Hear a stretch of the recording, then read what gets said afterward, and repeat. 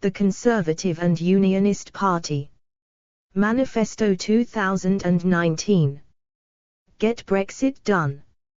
Unleash Britain's potential. 2. My guarantee.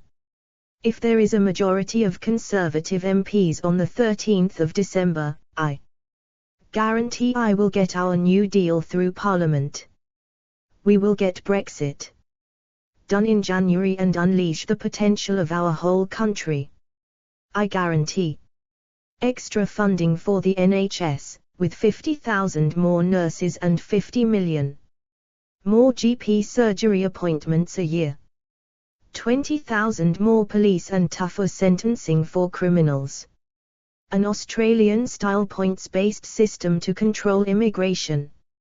Millions more invested every week in science, schools, apprenticeships and infrastructure while controlling debt. Reaching net zero by 2050 with investment in clean energy solutions and green infrastructure to reduce carbon emissions and pollution.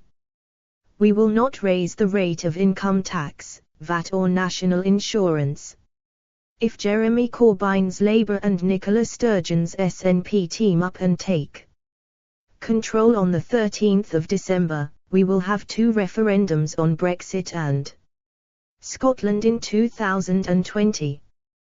Please support a majority Conservative government so our country can move on instead of going backwards.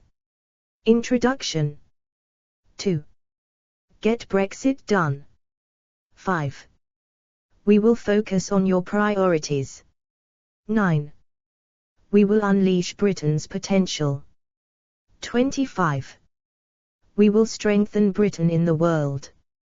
51. We will put you first. 59. Contents. The Conservative and Unionist Party Manifesto 2019. 2. Introduction. For the last 3.5 years, this country has felt trapped, like a lion in a cage. We have all shared the same frustration like some supergreen supercar blocked in the traffic. We can see the way ahead. We know where we want to go and we know why we are stuck. We have been paralyzed by a broken Parliament that simply refuses to deliver Brexit. And that is why this election is so essential. Get Brexit done, and we end the division and deadlock that have been so bad for our politics. Get Brexit done, and we restore confidence and certainty to businesses and families. Get Brexit done, and we will see a pent-up tidal wave of investment into our country. Get Brexit done, and we can focus on the priorities of the British people, funding the NHS and tackling the cost of living. Get Brexit done, and we can release that lion from its cage and take this amazing country forwards. And as things stand, there is only one way to get Brexit done, and that is to return a Conservative government with a working majority on the 12th of December. I am very proud of the achievements of this government in its first 100 days. We have mapped out a fantastic program for the years ahead, to unite and level up, spreading opportunity across the whole United Kingdom. The UK has extraordinary advantages. We lead the world in 21st century technologies. From batteries to bioscience. We have many of the best universities on earth. There are parts of this country that are more productive and more innovative than anywhere else in Europe. And yet there are parts of the country that feel left behind. Talent and genius are uniformly distributed throughout the country. Opportunity is not. Now is the time. To close that gap not just because it makes such obvious economic sense, but for the sake of simple social justice. We conservatives believe passionately that every child should have the same opportunity to express their talents and make the most of their lives, and that is why we are investing £14 billion over 3 years to increase funding for every primary and every secondary school pupil in the country. I want everyone to have the fundamental security that comes from safe streets and safe neighborhoods, so we are backing our police, putting 20,000 more officers on the streets, and giving them the powers to tackle crime with stop and search. Everyone in the UK should have the peace of mind and confidence that come from world-class healthcare, and so this new One Nation Conservative government is giving the NHS its biggest ever cash boost, with 20 hospital upgrades and 40 new hospitals, while delivering 50,000 more nurses and 6,000 more doctors, and creating an extra 50 million general practice appointments a year. If this Conservative government is returned to office, we will have an infrastructure revolution for this country. Now is the time to invest in Northern Powerhouse Rail, and the Midlands Rail Hub, and so many more projects, as well as a massive program of improvements for our roads and gigabit broadband for every home and business. We will invest in technology and innovation. And we will invest in Britain's people by giving them the tools and training to flourish in the economy of the 21st century. We are the only party that can deliver this program, because we are the only party that understands the balance and symmetry at the heart of the UK economy. We believe in superb public services and infrastructure, not just because they are good things in themselves, but because they are the bedrock of a dynamic free market economy. And there is only one way to pay for world-class healthcare and outstanding infrastructure, and that is to foster and encourage the millions of British businesses, large and small, that create the wealth of the nation. Their success is our success. It is thanks to the innovations of British battery makers and turbine designers that we are able to cut CO2 and achieve our goal of being carbon neutral by 2050. It is precisely because we understand the concept of aspiration and enterprise that the UK is now leading a new green industrial revolution. The tragedy of the modern Labour Party under Jeremy Corbyn is that they detest the profit motive so viscerally and would raise taxes so wantonly that they would destroy the very basis of this country's prosperity. If you want to understand the impact of a Corbyn government on ordinary people, remember that he has voted against tax cuts worth £7,800 for people on modest incomes. He is already committed to putting up corporation tax to one of the highest levels in Europe. And what will he do for an encore?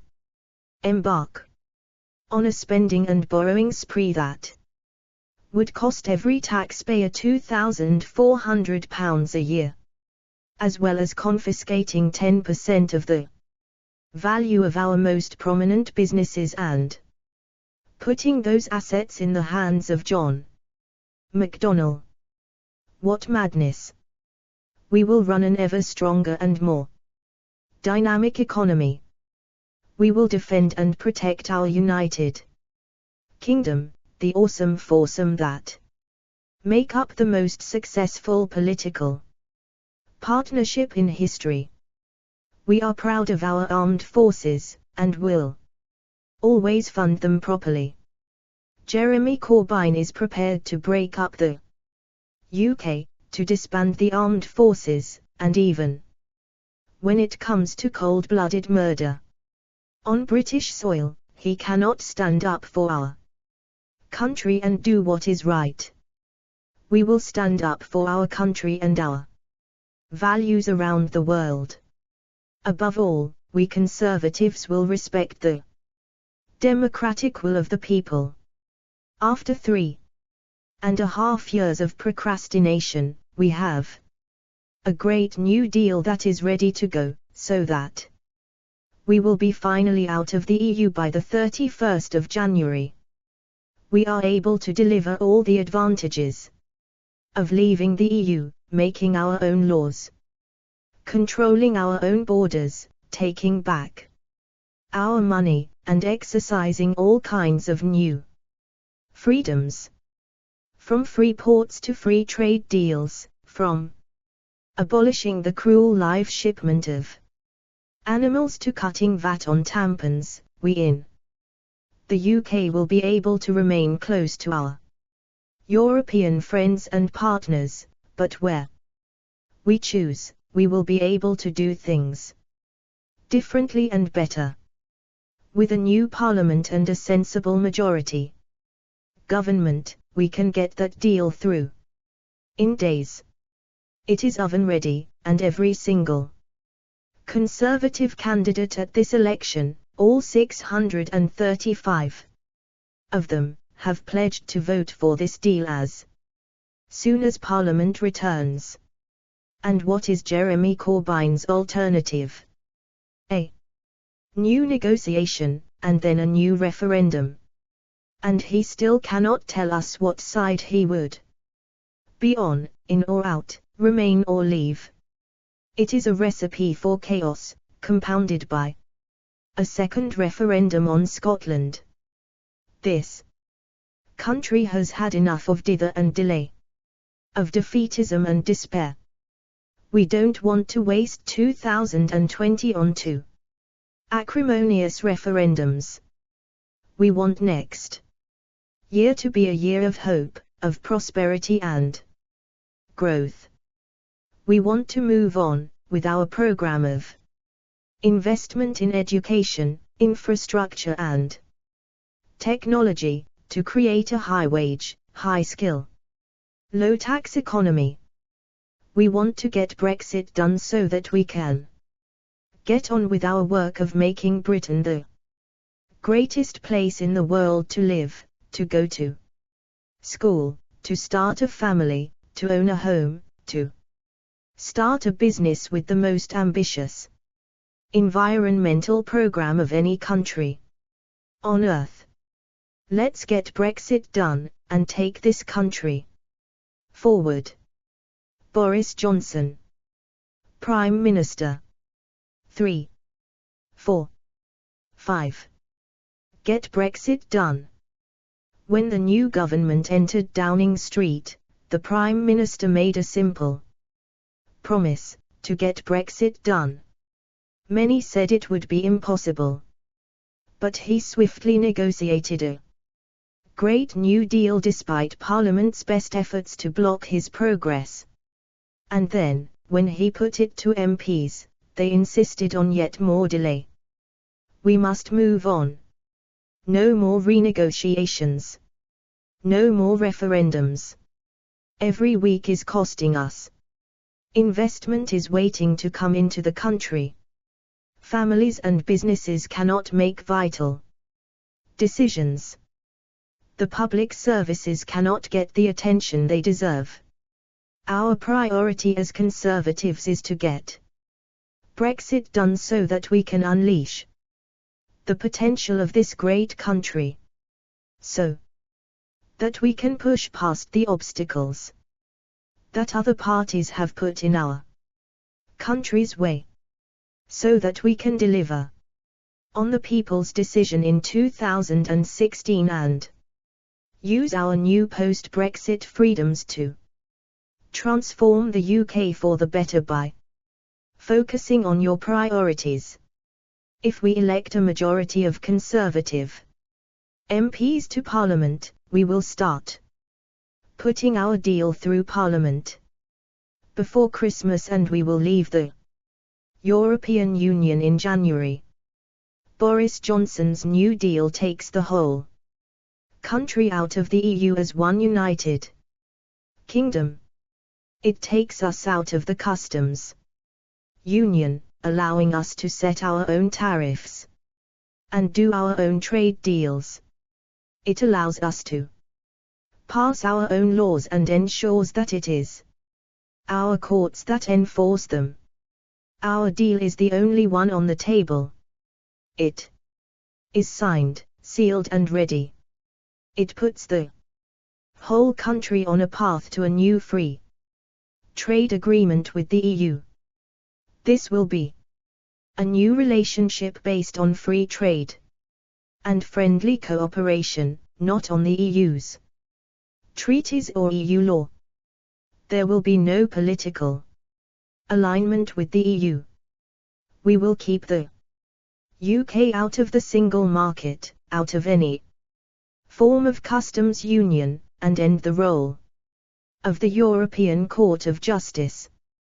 This future relationship will be one that allows us to take back control of our laws, take back control of our money, control our own trade policy, introduce an Australian-style points-based immigration system, raise standards in areas like workers' rights, animal welfare, agriculture and the environment. Ensure we are in full control of our fishing waters. We will negotiate a trade agreement next year, one that will strengthen our union, and we will not extend the implementation period beyond December 2020. In parallel, we will legislate to ensure high standards of workers' rights, environmental protection, and consumer rights. The only way to deliver Brexit is with a Conservative majority in Parliament. A vote for any other party or candidate is a vote for Jeremy Corbyn and a vote for more chaos. 6. Jonathan Gullis, candidate for Stoke-on-Trent North. Teacher. 7. Unleash Britain's potential. For the past 9 years, the Conservatives have been cleaning up Labour's mess. Because of the tough decisions that our party made and our success in bringing down the deficit, the economy has continued to grow and the public finances have been restored. Thanks to Conservative policies, employment is at a near record high. We've helped millions of people into work, halving the unemployment rate. We've doubled the personal allowance to £12,500, meaning that every worker gets to keep more of what they earn. We've introduced and consistently raised the national living wage and will raise it still further. The strength of the UK's balance sheet, the hard work done by all of us in this country means that we are now in a position to invest properly in our future. A Conservative government will give the public services the resources they need, supporting our hospitals, our schools, and our police. We will help people and families throughout their lives by bringing down the cost of living and making sure that work always pays. We will keep costs down for small businesses rather than hiking their taxes and crushing Britain's prosperity. We will not borrow to fund day-to-day spending, but will invest thoughtfully and responsibly in infrastructure right across our country in order to increase productivity and wages. Our fiscal rules mean that public sector net investment will not average more than 3% of GDP, and that if debt interest reaches 6% of revenue, we will reassess our plans to keep debt under control. This means that debt will be lower at the end of the Parliament rather than spiraling out of control under Labour. And we will use this investment prudently and strategically to level up every part of the United Kingdom, while strengthening the ties that bind it together. We will also prioritise the environment in the next budget, investing in the infrastructure, science and research that will deliver economic growth, not just through the 2020s, but for decades to come. Above all, we will listen to the people who have felt left behind by the last few decades of economic growth and want to have more control of their future. We will get Brexit done, so we can unleash Britain's potential. 8. Shader. Candidate for Walthamstow, NHS nurse. 9.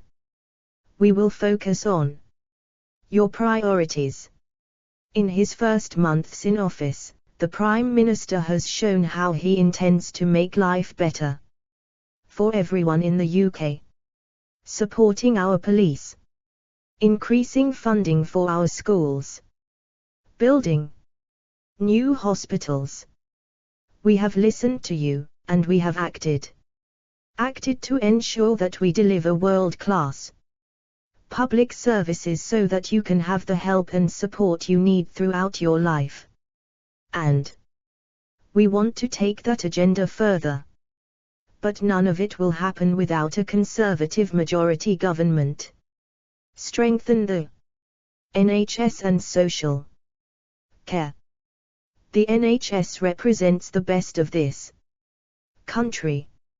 It is there for us when our children are born, when our friends and families fall sick, when our loved ones succumb to old age and ill health. It is precious to all of us, especially because it is free at the point of use and therefore you on the basis of need, not your ability to pay. We as Conservatives believe passionately in the NHS because we believe that everyone deserves the chance to live free of sickness and disease and to know that if they do fall ill, our brilliant NHS staff will be there for them. We are proud that since its foundation, it is the Conservative Party that has acted as the steward and guardian of the NHS and its principles for 44 of its 71 years. We are proud that it is coping with increasing demand, with more doctors and nurses, and using more advanced treatments than ever before. And we are proud to have confirmed a record £34 billion per year by the end of the Parliament in additional funding for the NHS and to have begun work on building 40 new hospitals across the country, as well as investing in hospital upgrades and new machines to boost early cancer diagnosis across 78 hospital trusts. But we want to do more. Within the first 3 months of our new term, we will enshrine in law our fully funded, long-term NHS plan. This is the largest cash settlement in NHS history. One that is only possible because 10. Our NHS People Plan. The 1.4 million dedicated staff who deliver world-class care day in, day out, are at the heart of the NHS. Our core Priority is to make sure this workforce can grow and has the support it needs. In terms of numbers, training and resources. That means that if you do fall ill, you'll get the care and attention you deserve. We will deliver 50,000 more nurses, with students receiving £5,000 £8,000 annual maintenance grant every year during their course to help with their cost of living, and they won't have to pay it back. Everyone will receive at least £5,000 with further funding in regions or disciplines that are struggling to recruit, such as mental health, and help with their childcare costs. 6,000 more doctors in general practice and 6,000 more primary care professionals, such as physiotherapists and pharmacists.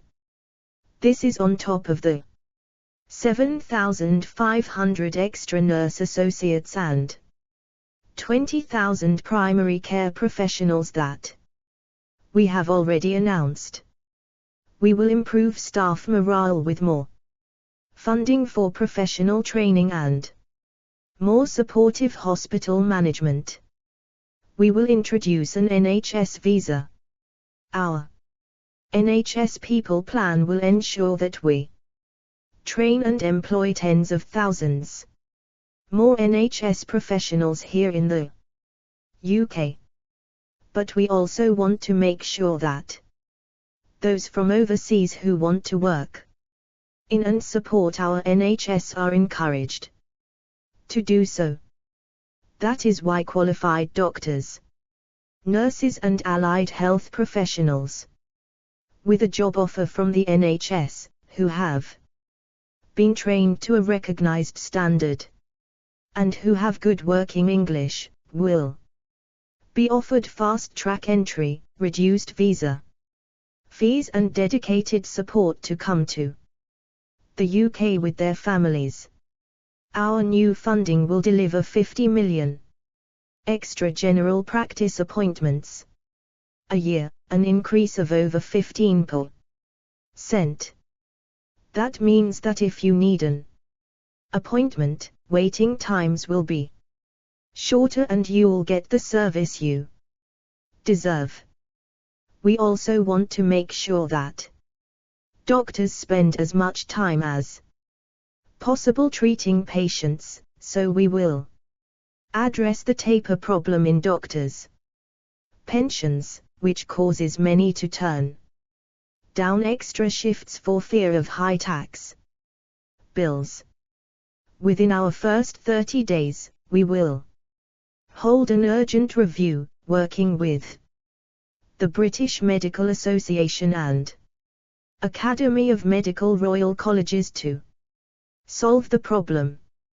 We have delivered the growth and prosperity to pay for world-class public services and will continue to do so.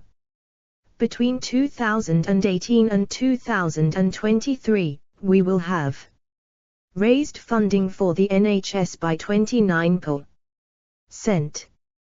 By the end of the Parliament, that will be more than £650 million extra a week. And we will ensure this money goes to the front line so that you and your family get appointments more quickly and experience improved care. We believe that the best way to improve the NHS and meet rising demand is to invest in its most important asset, its people. That is why we are devoting additional funding, on top of our existing record settlement, to hire and support more doctors, nurses and other health professionals. Our NHS prevention and treatment plan. We will build and fund 14 new hospitals over the next 10 years. This is on top of the 20 hospital upgrades Announced in the summer.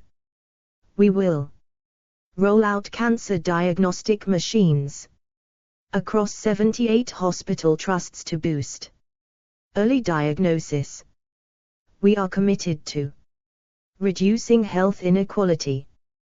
We will continue to repair the damage done by Labour's disastrous PFI deals. We will invest in preventing disease as well as curing it. We will tackle the 11 Health Technology Summit.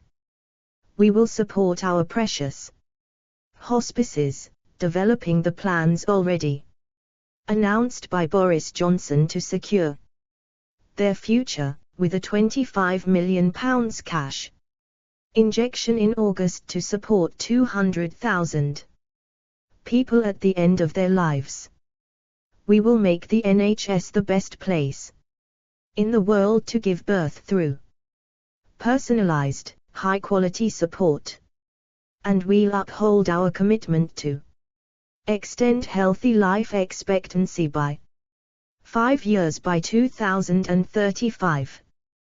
We will end unfair hospital car parking charges by making parking free for those in greatest need, including disabled people, frequent outpatient attenders, parents of sick children, staying overnight and staff working night shifts. This will eliminate costs for those in need, while making sure there are enough spaces for everyone. We will clamp down on health tourism, ensuring that those from overseas who use NHS services pay their fair share. And we will increase the NHS surcharge paid by those from overseas. When we are negotiating trade deals, the NHS will not be on the table. The price the NHS pays for drugs will not be on the table. The services the NHS provides will not be on the table. Underlying causes of increases in NHS demand, for example via a long-term strategy for empowering people with lifestyle-related conditions such as obesity to live healthier lives, as well as tackling childhood obesity, heart disease and diabetes. We will continue to promote the uptake of vaccines via our national vaccination strategy. We will extend social prescribing and expand the new National Academy of Social Prescribing. We will overhaul NHS screening and use new technology and mobile screening services to prevent ill health. We will focus on helping patients with multiple conditions to have simplified and more joined-up access to the NHS. And we will improve hospital food alongside our wider national food strategy. We will develop new treatments for serious diseases.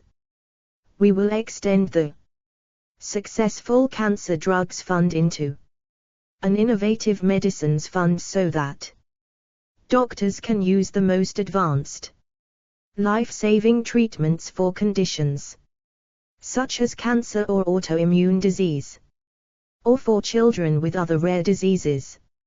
If you or a loved one is unlucky enough to fall ill, we'll ensure you have access to the best available medicines. We will also improve the early diagnosis and treatment of all major conditions. We will treat mental health with the same urgency as physical health. We will legislate so that patients suffering from mental health conditions, including anxiety or depression, have greater control over their treatment and receive the dignity and respect they deserve. We will make it easier for people with learning disabilities and autism, to be discharged from hospital and improve how they are treated in law. We will continue to take action to tackle gambling addiction. We will improve NHS performance, using our record funding settlement to bring down operating waiting times, improve A&E performance and increase cancer survival rates. We will study carefully the recommendations of the ongoing review led by NHS clinical staff into A&E and clinical performance. We will use frontline technology to improve patients' experience, provide flexible working for clinicians, and help save lives. We will also hold an annual Natalie Neal, candidate for Leicester South NHS nurse, the widest possible support, and stands the test of time. That consensus will consider a range of options, but one condition we do make is that nobody needing care should be forced to sell their home to pay for it. As a first step, and to stabilize the system, we announced in the autumn additional funding of £1 billion for the year beginning in April 2020. We are now confirming this additional funding in every year of the new Parliament. We will also extend the entitlement to leave for unpaid carers, the majority of whom are women, to 1 week. We also want to save millions of people and their families from suffering the agony of a slow decline due to dementia. We will make finding a cure one of our government's biggest collective priorities, one of the grand challenges that will define our future, along with the impact of climate change or artificial intelligence. This will include doubling research funding into dementia and speeding up trials for new treatments.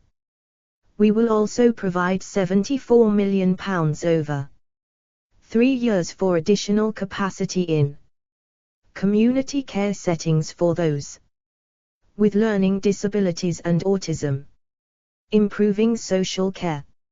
It is a basic, compassionate, conservative belief that we should care for those in need, helping those who cannot help themselves. Thanks to decades of economic growth and scientific innovation, people are living longer, healthier lives. But this, alongside the rise of dementia and other chronic conditions, means that the pressures on the elderly care system are ever increasing. There has also been significant growth in the number of working-age people with disabilities who need care at a younger age. We need to have a system to give every person the dignity and security that they deserve. This is a significant and complex challenge, and in order to lay the foundations, we must plan for the infrastructure, workforce growth and healthcare integration that is required for a care system fit for the 21st century. Because this is a long-term problem that will affect so many people, any solution has to be able to survive long-term. We must build the same level of consensus on social care as we have already built on the NHS. So we will build a cross-party consensus to bring forward an answer that solves the problem, commands 12. We need a long-term solution for social care. That's why we are committing to an ambitious 3-point plan. 1. £1 billion extra of funding every year for more social care staff and better infrastructure, technology, and facilities. 2. We will commit to urgently seek a cross-party consensus in order to bring forward the necessary proposal and legislation for long-term reform. 3. The prerequisite of any solution will be a guarantee that no one needing care has to sell their home to pay for it. 13. Invest in our schools. Talent is evenly spread in this country, but opportunity is not. As conservatives, we believe absolutely in equality of opportunity, the idea that every child in every part of the country should have a fair chance. It is not only the most important thing we can do to unleash the UK's potential, but is at the heart of creating a fair and just society.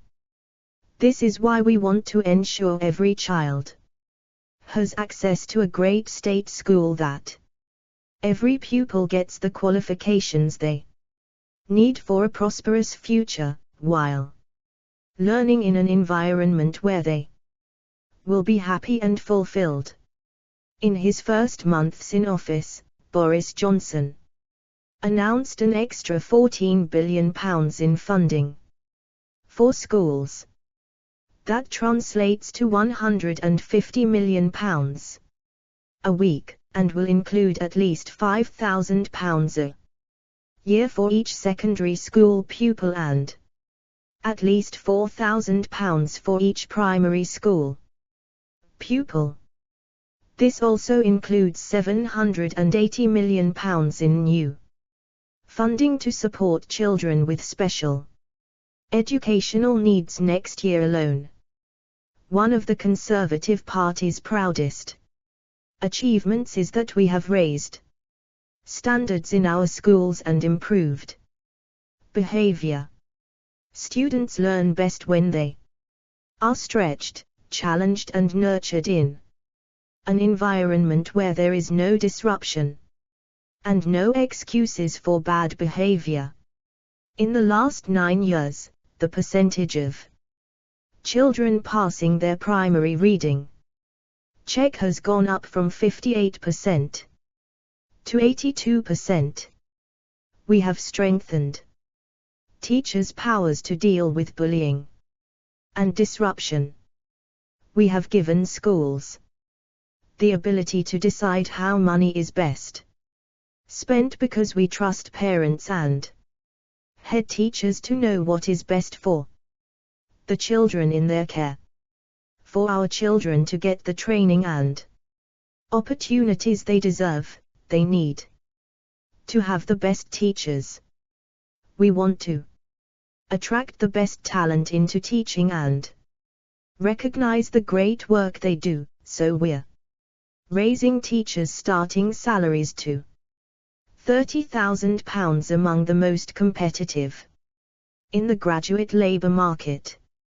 We also want to build on our record of raising standards, improving behaviour, and promoting knowledge and creativity. We will back heads and teachers on discipline. We will expand our program to help schools with the worst behaviour learn from the best, and back heads to use exclusions. Unlike Labour, we believe that Ofsted inspection serves a valuable purpose, not just in improving standards but in improving behaviour. We will continue to help teachers tackle bullying, including homophobic bullying. No child should be bullied on account of who their parents are or where they come from. We will create more great schools. We will continue to do everything we can to ensure every school is a great school. We will continue to support innovation, like our successful maths schools, set up for the most gifted young physicists and mathematicians. We will expand alternative provision schools for those who have been excluded. We will also deliver more school places for children with complex special educational needs. We will intervene in schools where there is entrenched underperformance. We will continue to ensure that parents can choose the schools that best suit their children and best prepare them for the future. And we will continue to build more free schools. We will invest in arts, music and sport. Over the last 9 years we have made real improvements in maths, English, and science, and given more children access to a rich academic curriculum.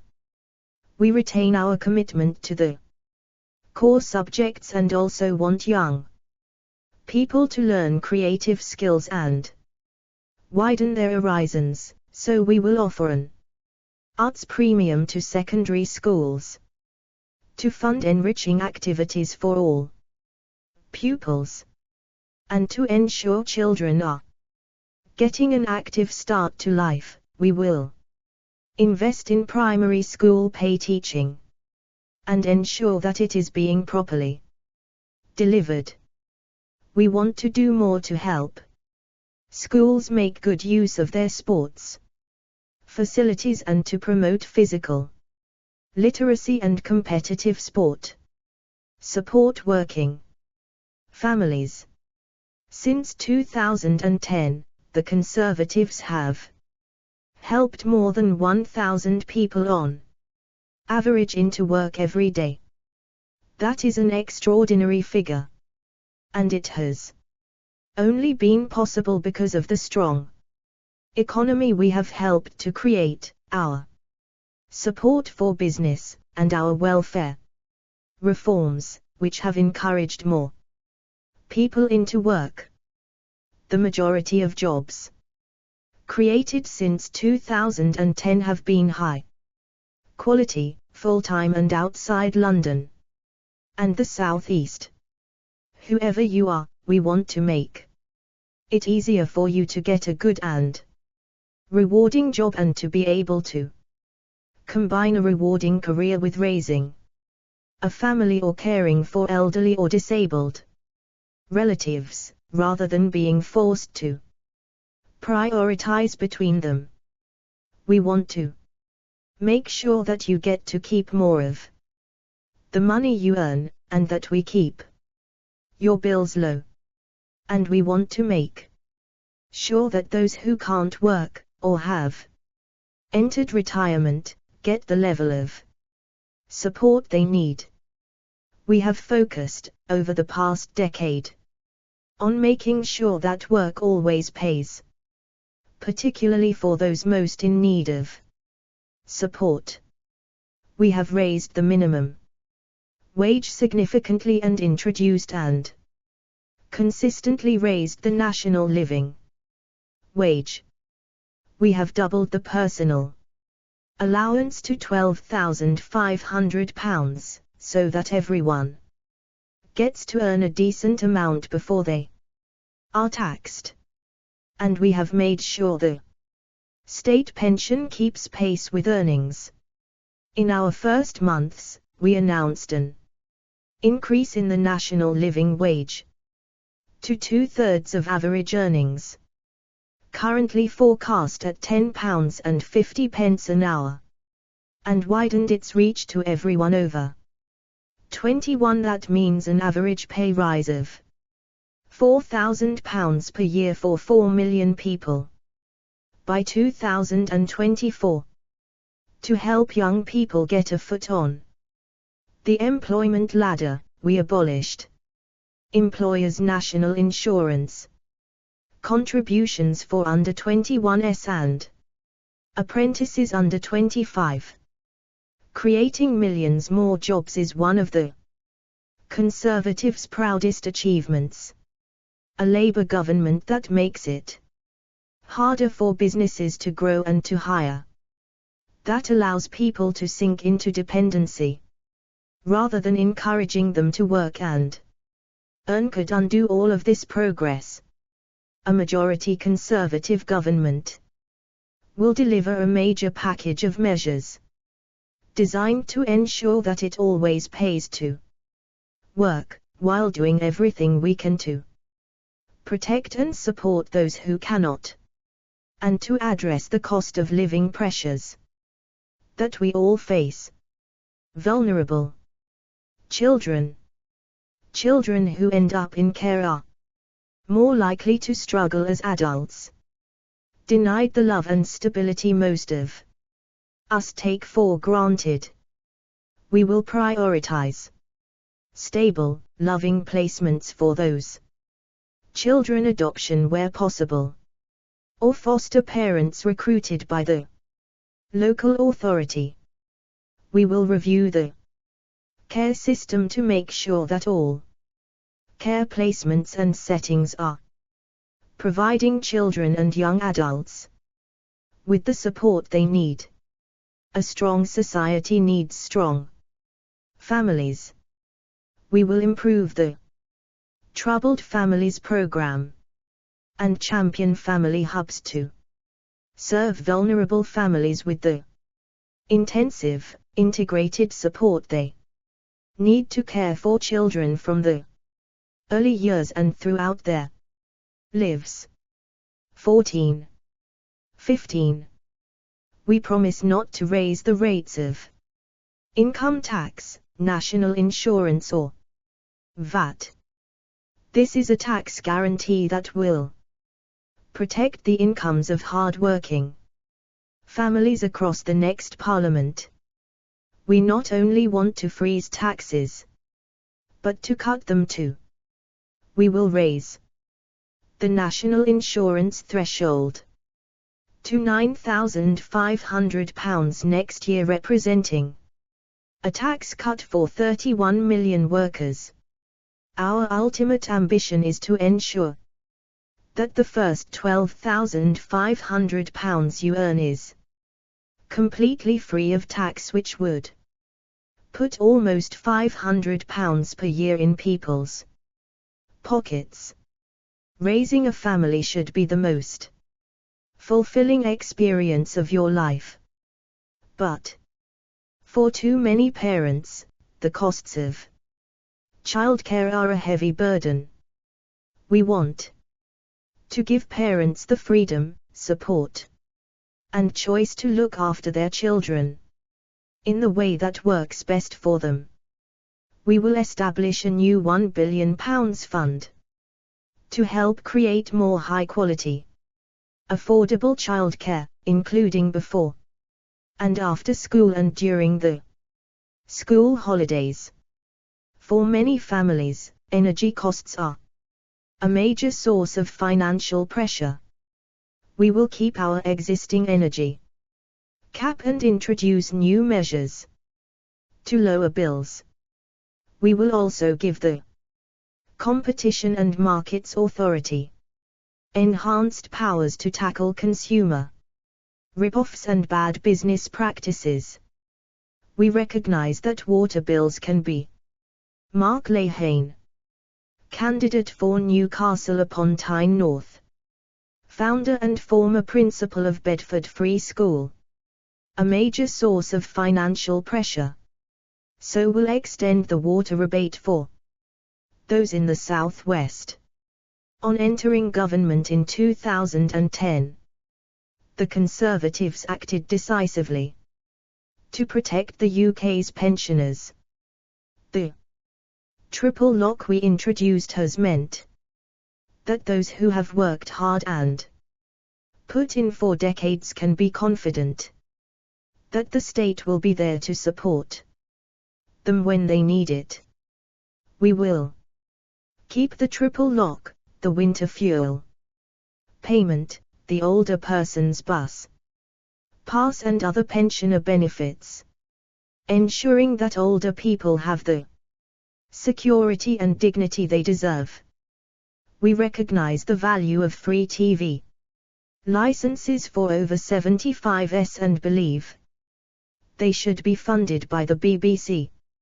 A number of workers, disproportionately women, who earn between £10,000 and £12,500, have been missing out on pension benefits because of a loophole affecting people with net pay pension schemes. We will conduct a comprehensive review to look at how to fix this issue. We will use our freedom from the EU to improve the UK's tax regime, not least by abolishing the tampon tax. 17. We as Conservatives believe that everyone who can work, should work, and that it should always pay them to do so. But we also believe that those who truly can't work must be given the help they need. That is why we will continue the rollout of universal credit, which combines multiple benefits into one while building a clearer pathway from welfare into work. We have already acted to increase work allowances, a move worth £630 to working families with children and those with disabilities, and we will do more to make sure that universal credit works for the most vulnerable. We will also end the benefit freeze, while making sure it pays to work more hours. At the same time, we will make sure those who cheat the system by committing benefit fraud are punished. There is no excuse for exploiting others who have worked hard and paid in to help those looking after family members, especially women. We will support the main carer in any household receiving the universal credit payment, and we will continue our efforts through the tax and benefits system to reduce poverty, including child poverty. Children should grow up in an environment with no limits to their potential, which is one of the reasons we are making it a priority to put more money in the pockets of low-paid workers and maintaining our commitment to free school meals. We will also extend the entitlement to leave for unpaid carers, the majority of whom are women, to 1 week, as part of our efforts to empower and support disabled people. We will reduce the number of reassessments a disabled person must go through when a significant change in condition is unlikely, because you should not have to provide repeated proof of your disability in order to receive support. We will publish a national strategy for disabled people before the end of 2020. This will look at ways to improve the benefits system, opportunities and access for disabled people in terms of housing, education, transport and jobs. It will include our existing commitments to increase SEND funding and support pupils, students and adults to get careers advice, internships, and transition into work. We will reduce the disability employment gap, make our country safer. Our first duty as a government is to keep our country safe. One of Boris Johnson's first actions as Prime Minister was to start recruiting 20,000 new police officers. These new officers will take violent criminals off the streets and protect us and our country. The Conservatives will always back the brave men and women of our police and security services, which is why we will empower the police, backing the increased use of stop and search, as long as it is fair and proportionate, and we will provide them with the equipment they need. We need a fair justice system, one that stands for the law-abiding majority, not the criminal minority, and that gives a second chance to those who have served their time and wish to make a fresh start. Martin Dowie, candidate for Ayr, Carrick and Cumnock, former police officer. Our plan to cut crime. We will back our police by equipping officers with the powers and tools they need to keep themselves and all of us safe, including TASers and body cameras. We will put the police covenant into law to ensure they have the support they need. Police will be empowered by a new court order to target known knife carriers, making it easier for officers to stop and search those convicted of knife crime. Anyone charged with knife possession will appear before magistrates within days, not weeks. Those who use a knife as a weapon should go to prison. We will introduce tougher sentencing for the worst offenders and end automatic halfway release from prison for serious crimes. For child murderers, there will be life imprisonment without parole. We will use our new freedoms after Brexit to prevent more foreign national offenders entering our country. We will cut the number of foreign nationals in our prisons and increase penalties to stop them returning. We will back all those who put their lives on the line to keep us safe. Police and prison officers and 18. In order to successfully keep our streets safe, we need to turn people away from crime and end the cycle of reoffending. Youth offending. Young people are less likely to get into trouble in a well-disciplined school, which is why we will back teachers to enforce discipline. We are investing £500 million in youth services for young people. If they endanger others, we will put them in new alternative provision schools. If they are offenders, we are trialing secure schools. New laws will require schools, police, councils, and health authorities to work together through violence reduction units to prevent serious crime. Addiction. Drug addiction fuels crime, violence and family breakdown, and new dangerous substances are driving an increase in deaths from drug abuse. We will tackle drug-related crime, and at the same time take a new approach to treatment so we can reduce drug deaths and break the cycle of crime linked to addiction. Rehabilitation. We will create a prisoner education service focused on work-based training and skills. We will improve employment opportunities for ex-offenders, including a job coach in each prison. This approach is proven to reduce reoffending.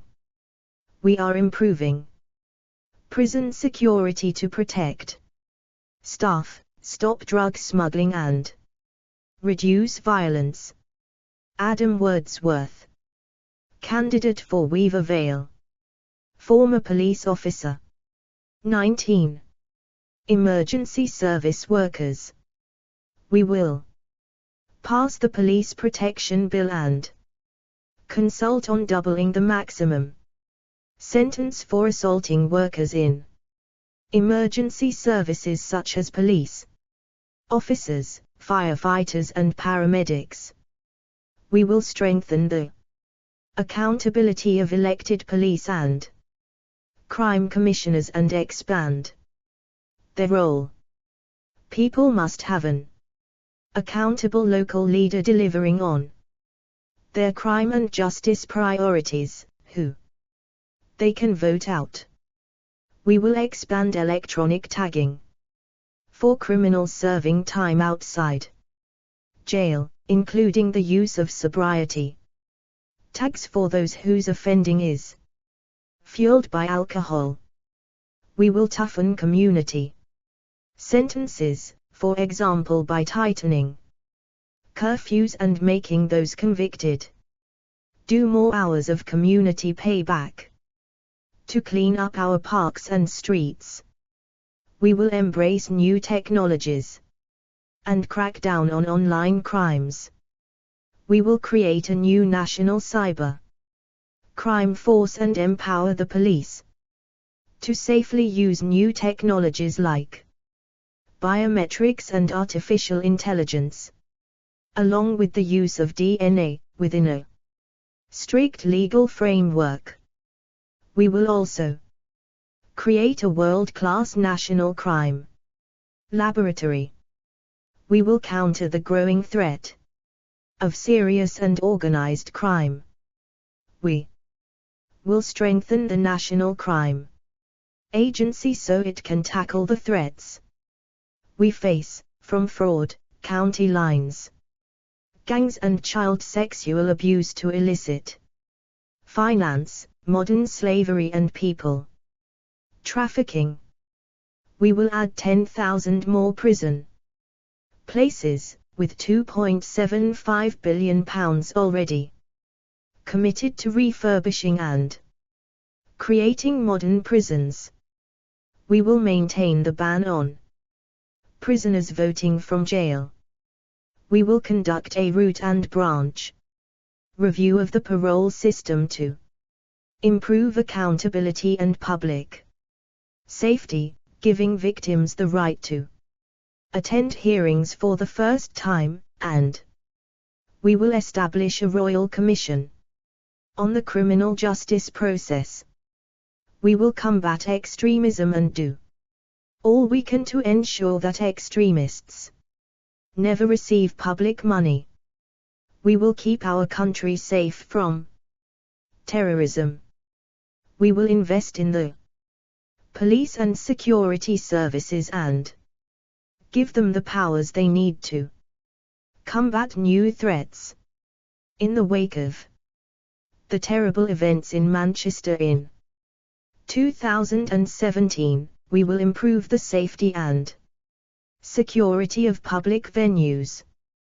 We will tackle unauthorized traveler camps. We will give the police new powers to arrest and seize the property and vehicles of trespassers who set up unauthorized encampments, in order to protect our communities.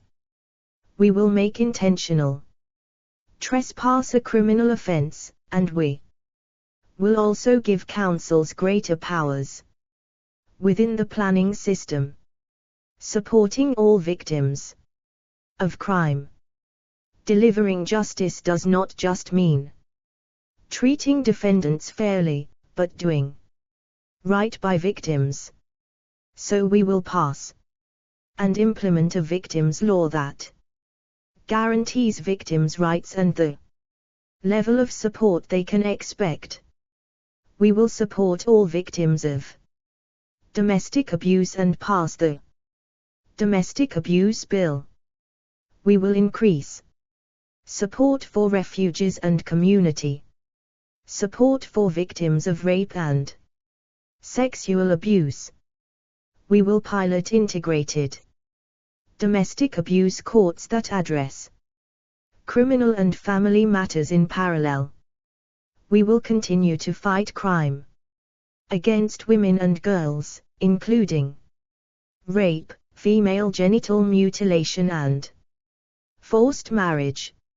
Our support for the main carer receiving universal credit will help give greater independence to individuals, most often women, trapped with coercive partners.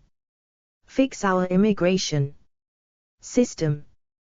The vote to leave the EU was, among other things, a vote to take back control of our borders.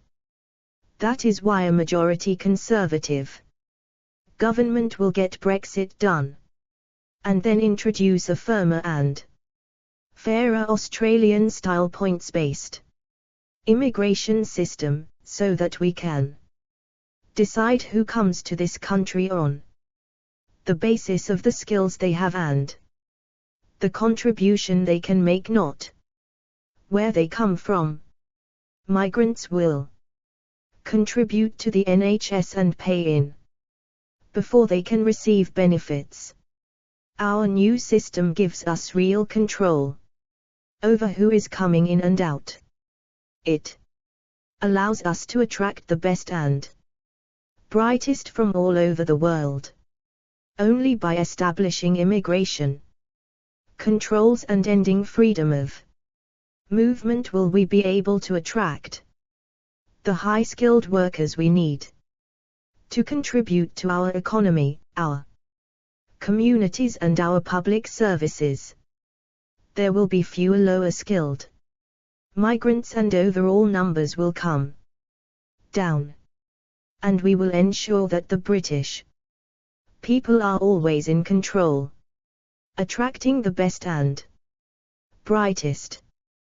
We want the UK to be a magnet for the best and brightest, with special immigration routes for those who will make the biggest contribution.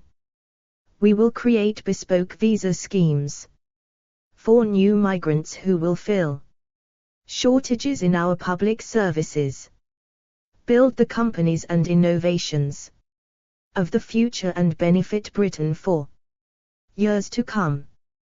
These include the NHS visa, qualified doctors, nurses and allied health professionals with a job offer from the NHS, who have been trained to a recognized standard, and who have good working English, will be offered fast-track entry, reduced visa fees and dedicated support to come to the UK with their families, actively recruiting leaders in their field to come to the UK.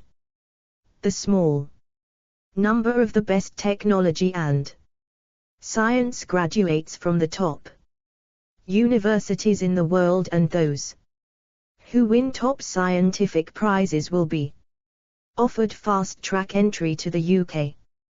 These people can do more than any others to drive scientific progress and help our NHS and our economy.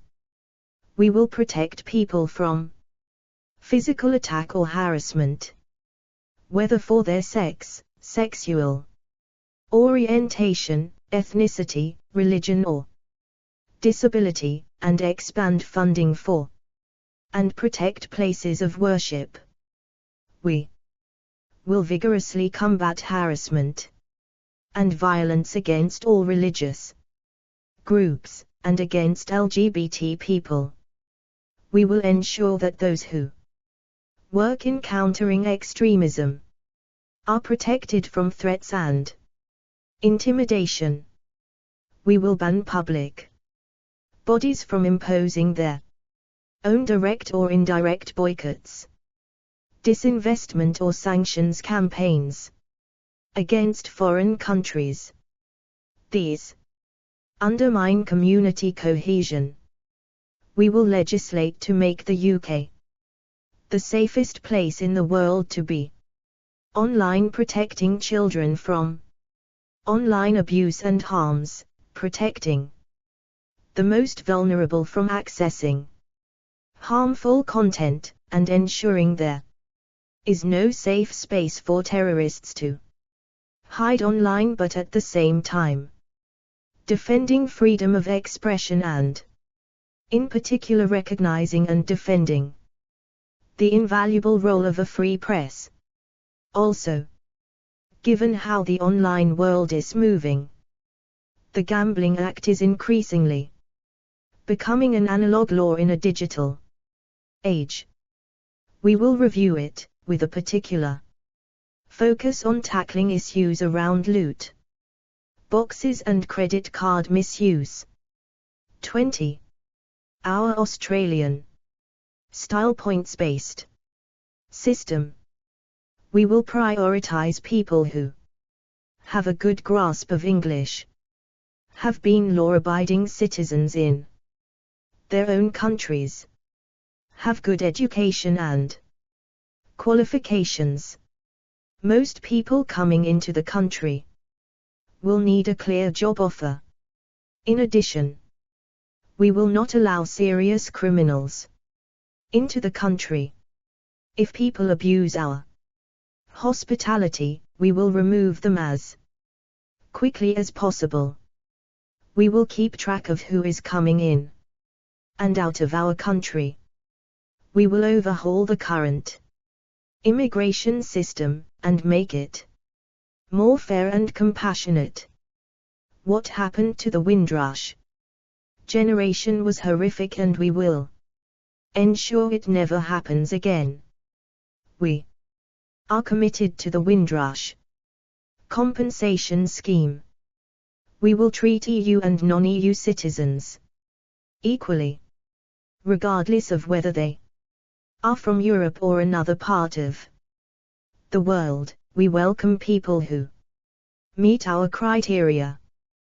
We want EU citizens who came to live in the UK before Brexit to stay, and we have committed absolutely to guaranteeing their existing rights and ensuring that they feel a welcomed and valued part of our country and community after Brexit. That is why we introduced the EU settlement scheme. Sajid Javid, candidate for Bromsgrove, Chancellor of the Exchequer. Preeti Patel, candidate for Witham, Home Secretary. 21. 22. Our student visa will help universities attract talented young people and allow those students to stay on to apply for work here after they graduate. Our startup visa, alongside our new rules for those of exceptional talent, will ensure that we can attract the entrepreneurs of the future who want to start great businesses here in the UK. Integration and openness. We want our party and our government to represent modern Britain, a diverse and tolerant country with confidence in its own identity and values. We believe the enduring beliefs that unite us are far more important than our differences. Our society has been enriched by immigration, and we will always recognize the contribution of those who have helped build our public services, businesses, culture and communities. We will ensure, no matter where in the world you or your family come from, your rights will be respected and you will be treated with fairness and dignity. We will tackle prejudice, racism, and discrimination and address the complex reasons why some groups do less well at school, earn less at work, or are more likely to be victims of. Mark Nicolasin, candidate for Nottingham South, Ocean Conservationist. 23. We will ensure that the historic contribution of migrant groups is recognized.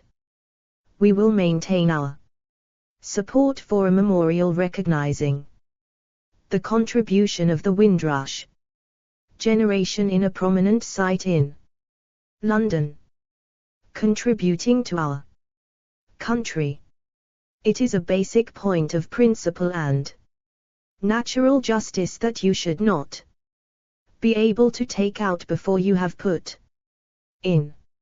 Of course we should help those in genuine need, especially those who have fled from persecution.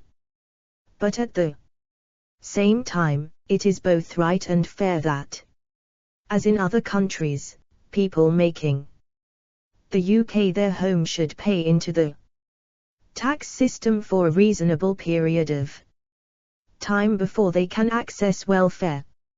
Our new immigration system will mean people coming into the country from the EU will only be able to access unemployment, housing, and child benefit after 5 years, in the way non-EEA migrants currently do. We will no longer allow people to claim child benefit for children living overseas.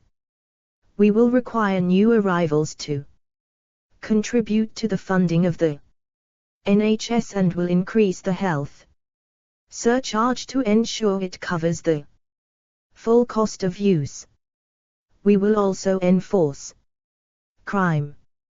We will act to improve the lives of all and reject the politics of division. Our priority is to focus on practical solutions that make a real difference to people's lives.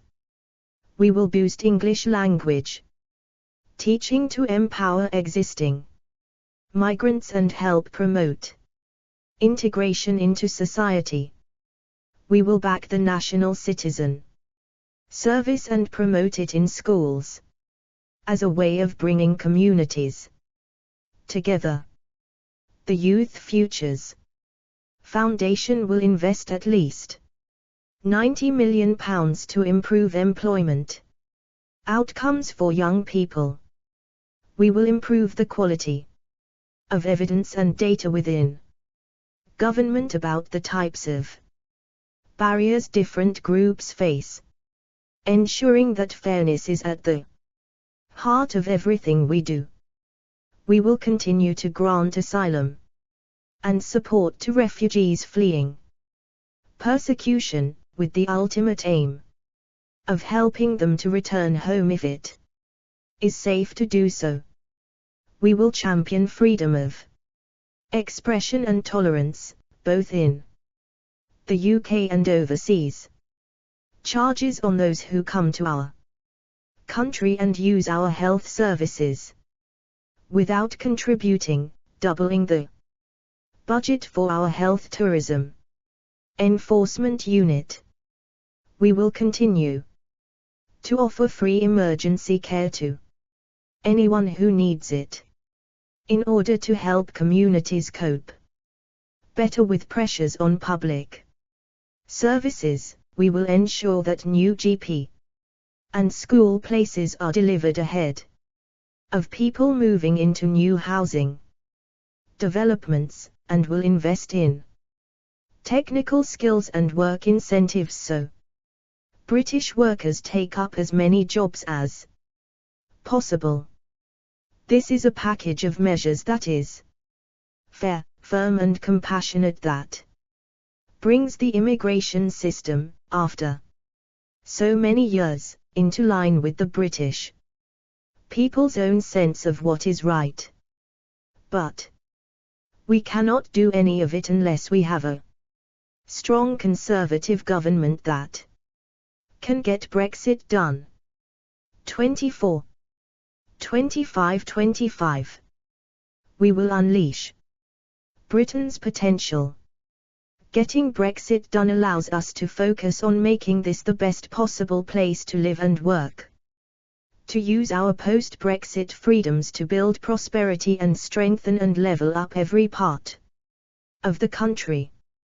Because it is not just Britain's potential that we want to unleash, but that of the British people. Our plan means making sure people have access to world-class public services, that they feel safe on the streets, that working families get to keep more of their own money, and that we help with cost of living pressures. But it also means making sure that we share prosperity across the country, addressing the long-standing economic challenges in parts of the country. We will invest responsibly and prudently in the infrastructure that can make a difference, and ensure communities in every corner of the United Kingdom are pleasant, safe and prosperous. And we will invest far more in helping workers train and retrain for the jobs and industries of the future. Investing in people, restoring the fabric of our towns and cities, building the homes we need, supporting science and industry, strengthening the great union between the United Kingdom's four nations. That is how we will unleash our country's full potential.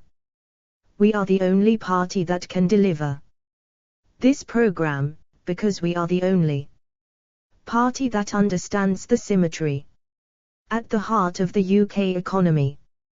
That the only way to fund world-class public services and outstanding infrastructure is to encourage the millions of British businesses that create the wealth of the nation, especially small businesses, family firms and the self-employed.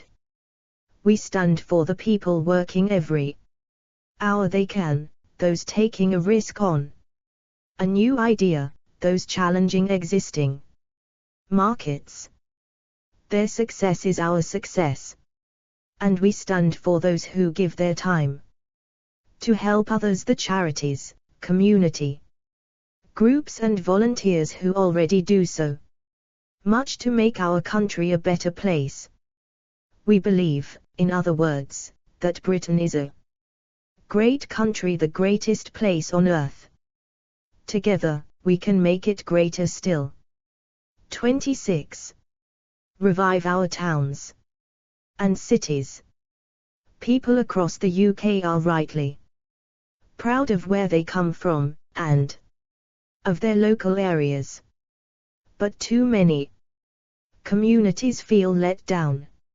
Violent crime and antisocial behavior are ignored amid a backdrop of boarded up department stores, shops and pubs. Great towns and cities are being held back. We as Conservatives want to give you freedom, low taxes, opportunity, the chance to realize your dreams. But we also want to give you security, safe and pleasant streets, and the ability to take pride and comfort from the community around you. This is why, in his first months as Prime Minister, Boris Johnson has set out an agenda for levelling up every part of the UK, not just investing in our great towns and cities, as well as rural and coastal areas, but giving them far more control of how that investment is made. In the 21st century, we need to get away from the idea that Whitehall knows best and that all growth must inevitably start in London. Because we, as Conservatives, believe you can and must trust people and communities to make the decisions that are right for them. A New Deal for Towns. Our New Towns Fund will help communities make sure their towns are safe to walk in and a pleasure to be in. We want there to be things to do, great places to shop and eat, and transport to be easy. Above all, we want the town's future to be in the hands of the people who live there. Regenerating towns. The towns Fund will go to an initial 100 towns to improve their local economy, and they and only they will make the choice about what improvements their local area needs. Thriving high streets. We will cut taxes for small retail businesses and for local music venues, pubs and cinemas, giving young people a future, as well as our investment in schools and technical education. We will invest £500 million in new youth clubs and services, safer streets, safer towns. A new Safer Streets Fund will invest in preventative measures like new CCTV or community wardens, new civic infrastructure. We have announced the largest cultural capital program in a century, of £250 million. This will support local libraries and regional museums. We will work with local universities to do more for the education, health and prosperity of their local areas. Community ownership. We will establish a £150 million community ownership fund to encourage local takeovers of civic organizations or community assets that are under threat. Local football clubs, but also pubs or post offices. We will set up a fan-led review of football governance, which will include consideration of the owners and directors test, and will work with fans and clubs towards introducing safe standing. And we will help communities that want to create pocket parks and regenerate derelict areas. Community spirit. Through the Cultural Investment Fund, outlined above, we will also support activities, traditions and events that bring communities together. We will support local and regional newspapers, as vital pillars of communities and local democracy, including by extending their business rates relief. We will invest in the Midlands Rail Hub, strengthening rail links, including those between Birmingham, Leicester, Nottingham, Coventry, Derby, Hereford and Worcester. We will also invest in improving train lines to the southwest and East Anglia. We will extend contactless pay-as-you-go ticketing to almost 200 more stations in the southeast, meaning that 50% of all rail journeys and almost all London commuter journeys can be completed using a contactless bank card. We will give city regions the funding to upgrade their bus, tram and train services to make them as good as London's, with more frequent, better integrated services, more electrification, modern buses and trains and smart ticketing such as the vision proposed by Andy Street for the West Midlands. The railways need accountability, not nationalisation. So we will end the complicated franchising model and create a simpler, more effective rail system, including giving metro mayors control over services in their areas. We will make a £28.8 billion investment in strategic and local roads. We will invest £1 billion in completing a fast charging network to ensure that everyone is within 30 miles of a rapid electric vehicle charging station. We will consult on the earliest Date: we can phase out the sale of new conventional petrol and diesel cars, while minimizing the impact on drivers and businesses. We will require that a minimum service operates during transport strikes. Rail workers deserve a fair deal, but it is not fair to let the trade unions undermine the livelihoods of others. HS2 is a great ambition, but will now cost at least £81 billion, and will not reach Leeds or Manchester until as late as 2040. We will consider the findings of the OKV review into costs and timings and work with leaders of the Midlands and the North to decide the optimal outcome. Connectivity is not just about the UK's great cities. To help communities across the country, we will restore many of the beaching lines, reconnecting smaller towns such as Fleetwood and Willenhall that have suffered permanent disadvantage since they were removed from the rail network in the 1960s. To underpin this national renewal, we will invest £100 billion in additional infrastructure spending on roads, rail and other responsible, productive investment which will repair and refurbish the fabric of our country and generate greater growth in the long run. For example, flood defences will receive £4 billion in new funding. We will ensure that we are always spending what we can afford, with strict limits on borrowing and repayment costs. We will use this historic investment to level up and connect this country, so that everyone can get a fair share of its future prosperity. A transport revolution. A key part of our plan to level up the UK's cities and regions is to connect them.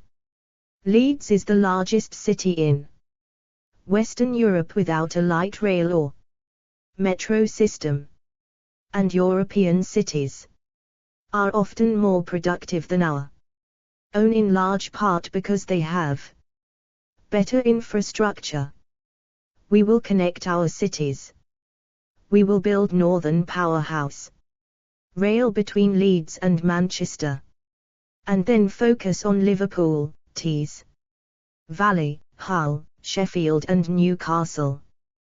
27. 28. Connecting the UK is not just about transport. We are Europe's technology capital, producing startups and success stories at a dazzling pace. But not everyone can share the benefits. We intend to bring full fibre and gigabit capable broadband to every home and business across the UK by 2025. We know how difficult it will be, so we have announced a raft of legislative changes to accelerate progress and £5 billion of new public funding to connect premises which are not commercially viable, supporting local communities.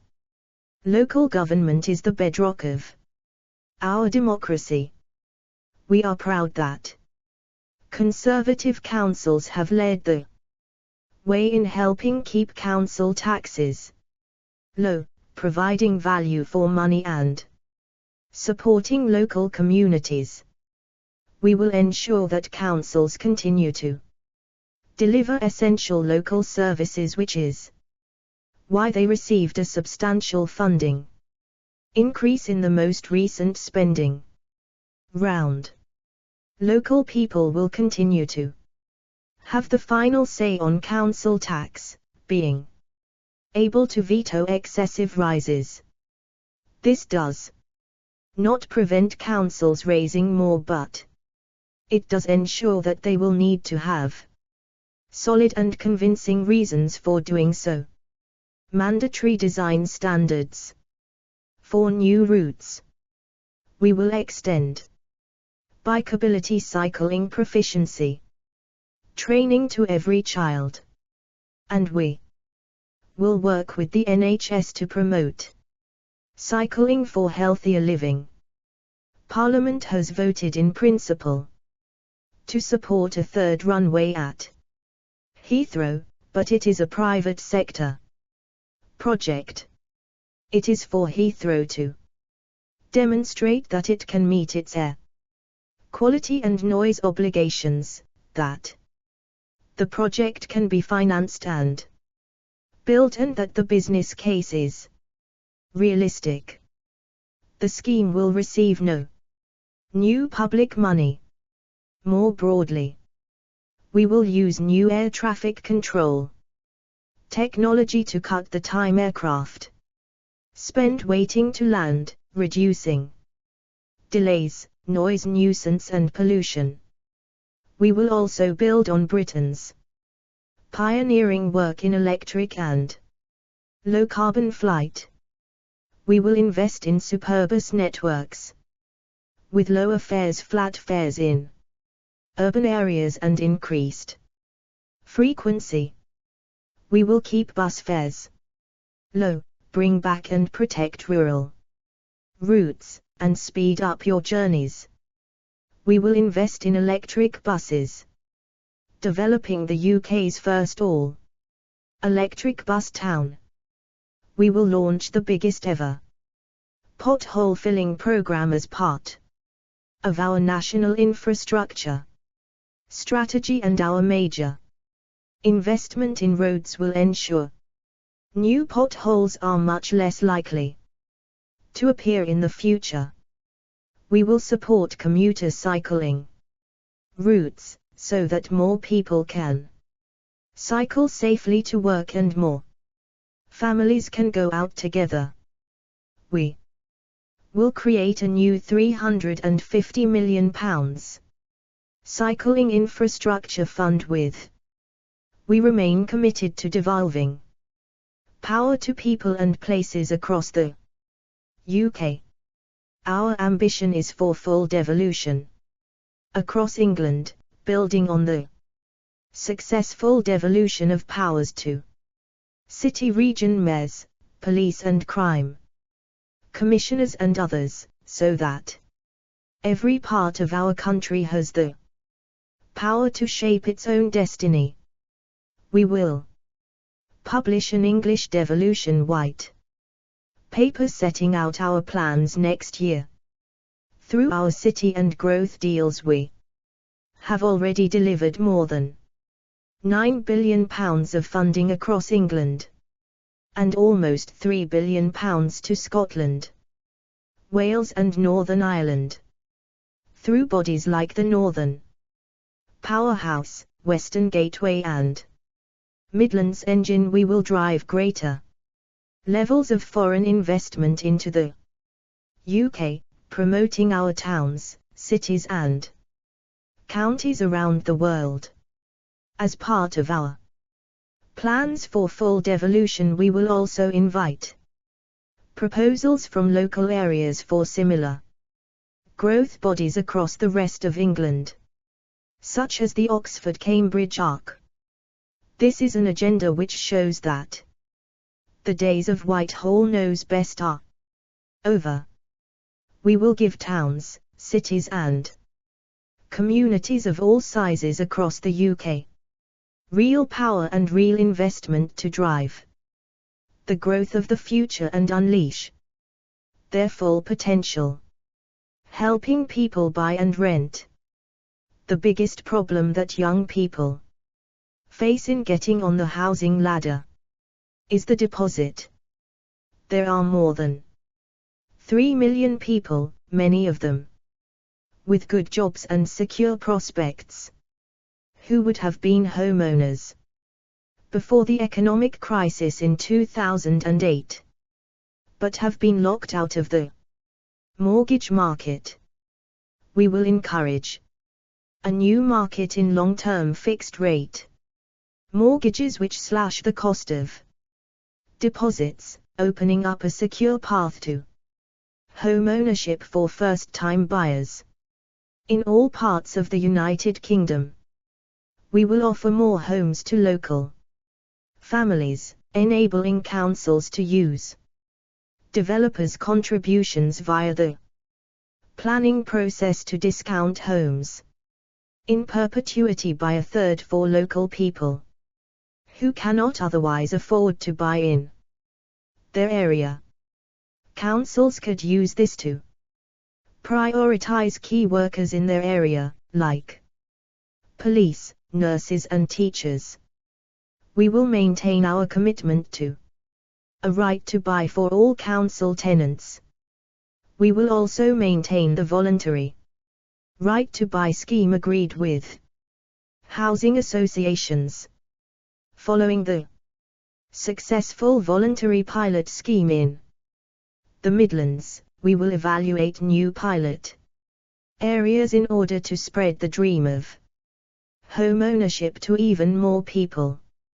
And we have extended the Help to Buy scheme from 2021 to 2023 and will review new ways to support home ownership following its completion.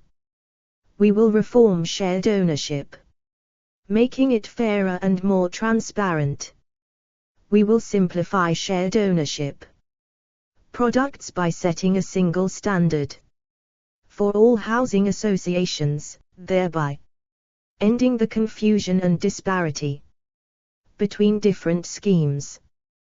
We will continue with our reforms to leasehold, including implementing our ban on the sale of new leasehold homes, restricting ground rents to a peppercorn, and providing necessary mechanisms of redress for tenants. We will bring in a better deal for renters, including abolishing no-fault evictions and only requiring one lifetime deposit which moves with the tenant. This will create a fairer rental market. If you're a tenant, you will be protected from revenge evictions and rogue landlords, and if you're one of the many good landlords, we will strengthen your rights of possession. 29. 30. We will also commit to renewing the Affordable Homes Programme in order to support the delivery of hundreds of thousands of affordable homes. This is a key part of our efforts to prevent people from falling into homelessness, along with fully enforcing the Homelessness Reduction Act. We will also end the blight of rough sleeping by the end of the next Parliament by expanding successful pilots and programs, such as the Rough Sleeping Initiative and Housing First, and working to bring together local services to meet the health and housing needs of people sleeping on the streets. We will help pay for this by bringing in a stamp duty surcharge on non-UK resident buyers of homes being built. But we must also rebalance the housing market towards more home ownership, while ensuring fairness for the new generation of renters. While we want to encourage as many people as possible into home ownership, we recognize that not everyone can afford their own home, and that those in social housing deserve the same dignity, respect and fair treatment as private renters.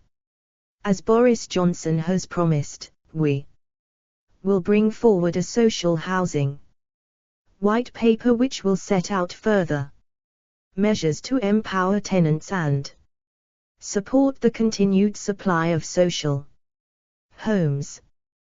This will include measures to provide greater redress, better regulation, and improve the quality of social housing.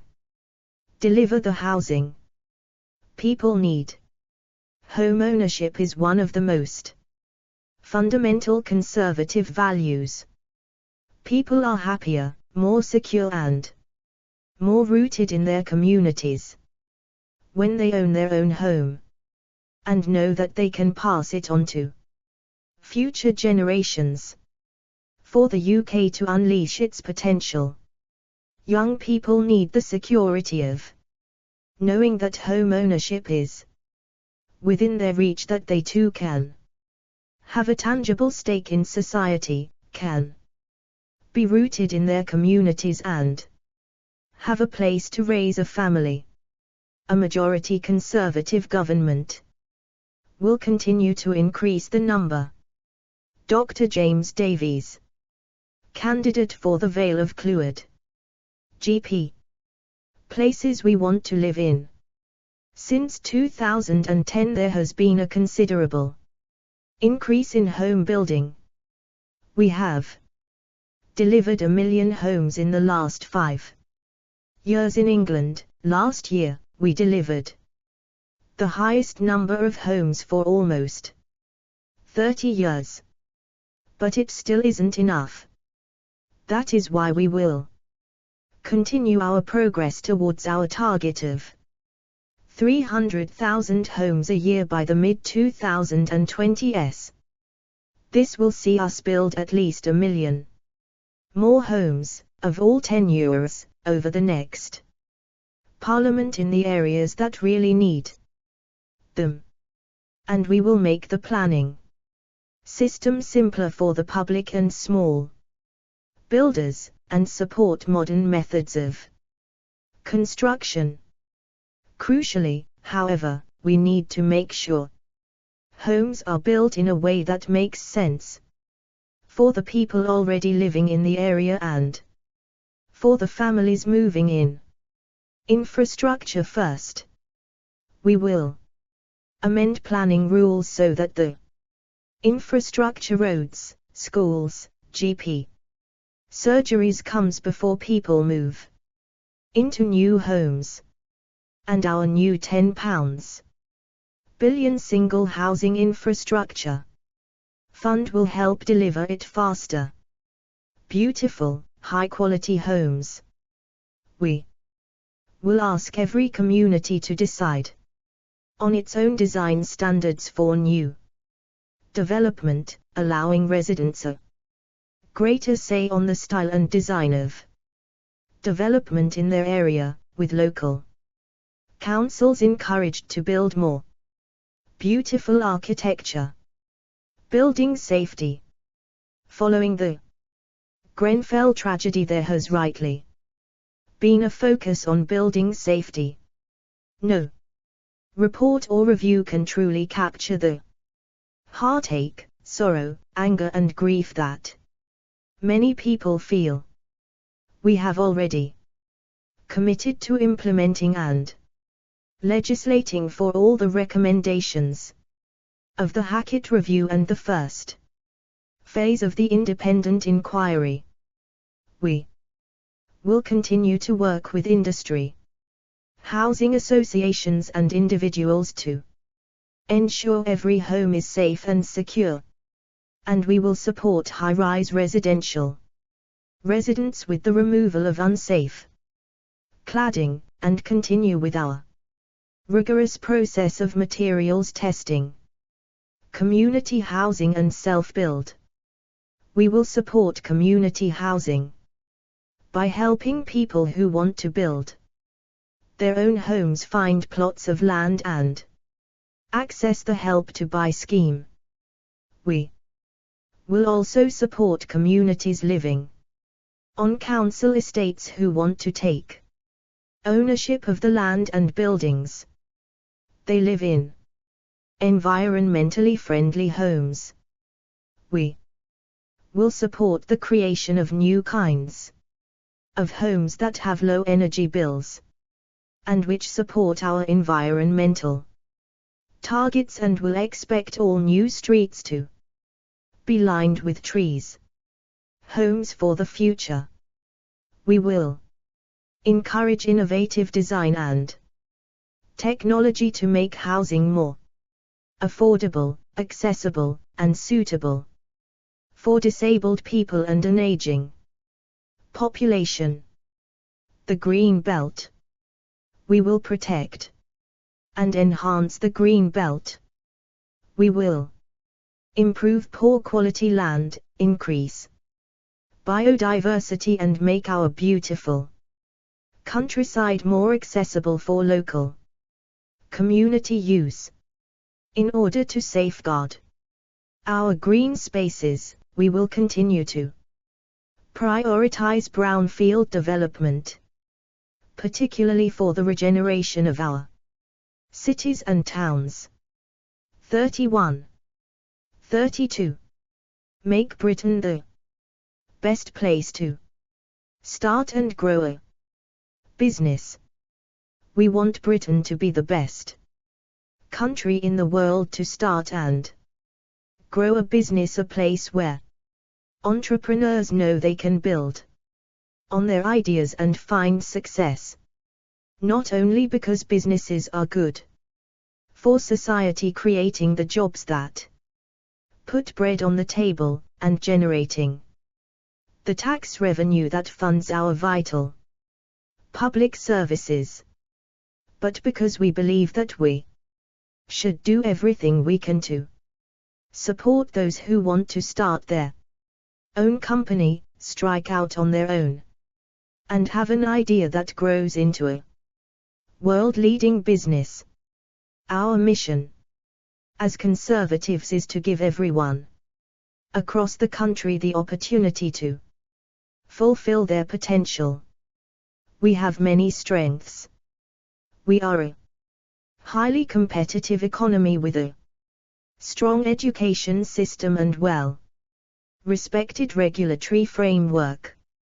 We have more world-class universities than anywhere in Europe.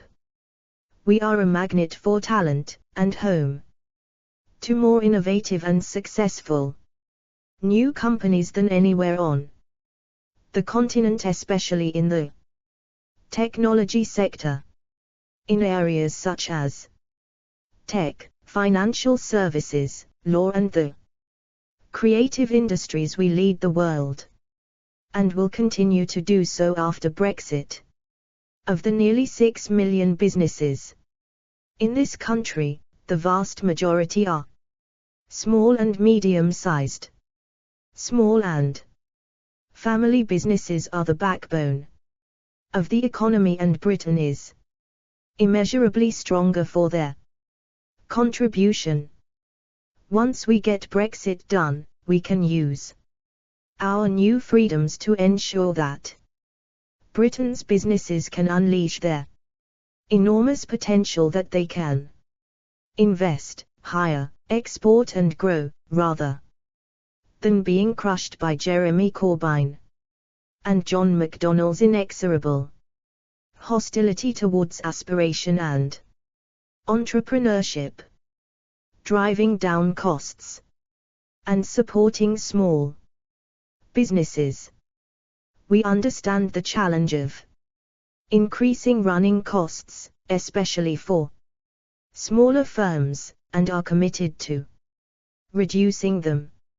Our plan to upgrade infrastructure will make it easier for businesses to operate, to move goods about the country and to connect to customers around the world via gigabit broadband.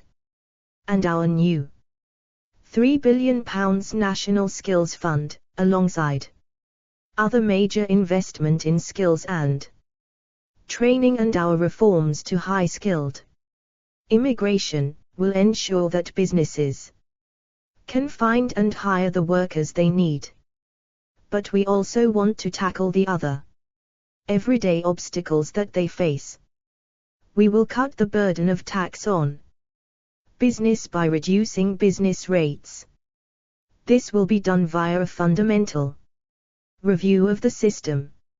As a first step, we will further reduce business rates for retail businesses, as well as extending the discount to grassroots music venues, small cinemas and pubs.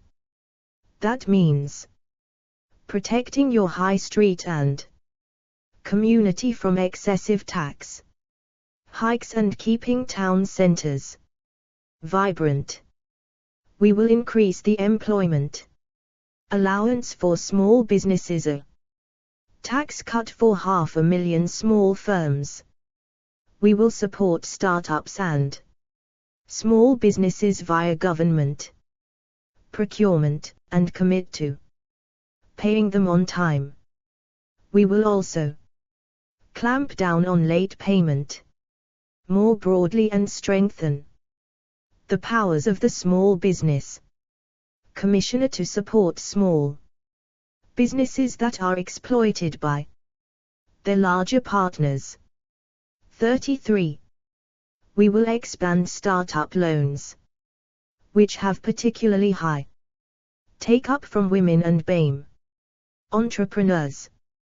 The British Business Bank has supported 90,000 smaller businesses with over £7 billion in investment or loans, and will continue to grow.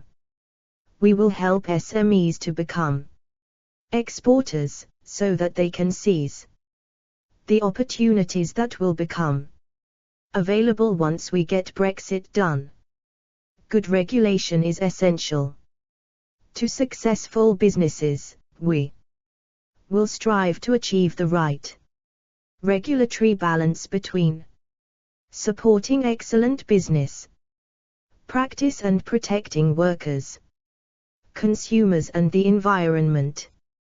Through our red tape challenge, we will ensure that regulation is sensible and proportionate, and that we always consider the needs of small businesses when devising new rules, using our new freedom after Brexit to ensure that British rules work for British companies, as well as encouraging investment in physical building and equipment. We will help employers invest in skills and look at how we can improve the working of the apprenticeship. Levi Donald E. Keckhoman, candidate for Croydon North, pharmacist. 34. Backing entrepreneurs and innovation. Every day, people risk their savings and their future by becoming entrepreneurs. They invent the new goods and services that improve our lives. From decarbonization to expanding the frontiers of artificial intelligence, they are tackling some of the great challenges of our time. We want to be a nation of startups and of successful scale-ups. We have more unicorns, new billion-dollar tech companies, than any other nation in Europe. We are proud of the work we have done to support entrepreneurship, and want to see more entrepreneurs, including women and those from BAME backgrounds. Some of our work has been spectacularly successful, such as the Seed Enterprise Investment Scheme and Enterprise Investment Scheme, which we will continue in the next Parliament. And by cutting corporation tax from 28% to 19%, we have encouraged more businesses to invest and grow in the UK. Some measures have worked, but need to go further, as with R&D tax credits. We will increase the tax credit rate to 13% and review the definition of R&D so that important investments in cloud computing and data, which boost productivity and innovation, are also incentivized. We also have to recognize that some measures haven't fully delivered on their objectives. So we will review and reform entrepreneurs' relief. Of course, supporting enterprise is not just about championing businesses. More people than ever are moving into self-employment, especially women. We will therefore launch a review to explore how we can better support the self-employed. That includes improving their access to finance and credit, not least mortgages, making the tax system easier to navigate, and examining how better broadband can boost home working. 35. Building a fairer taxation system. Conservatives believe in a corporate tax system which rewards entrepreneurship and punishes evasion.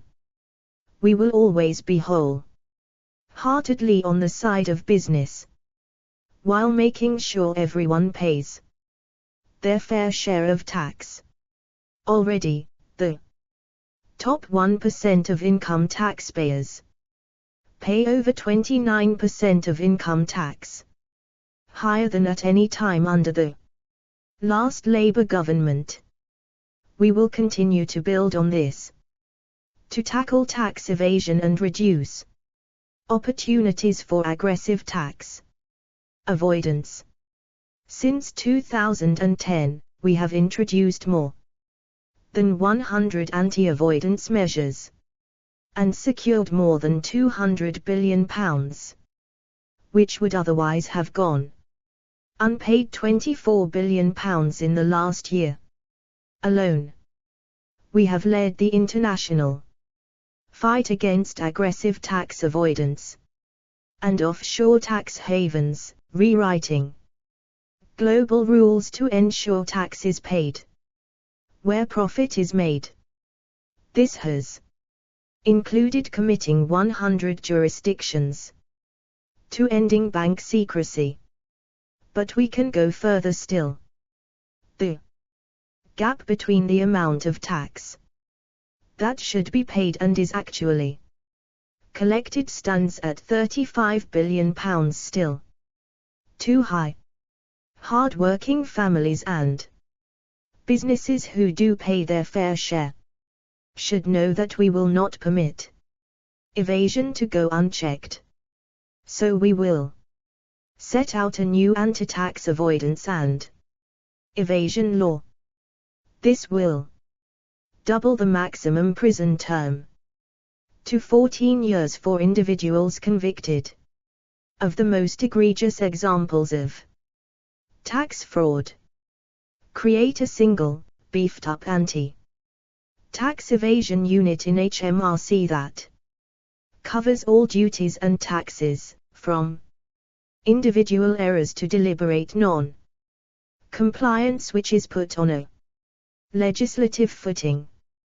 Consolidate existing anti-evasion and avoidance measures and powers. Introduce a new package of anti-evasion measures, including measures to end tax abuse in the construction sector, crack down on illicit tobacco packaging, and further measures to avoid profit shifting by multinational companies to avoid paying taxes.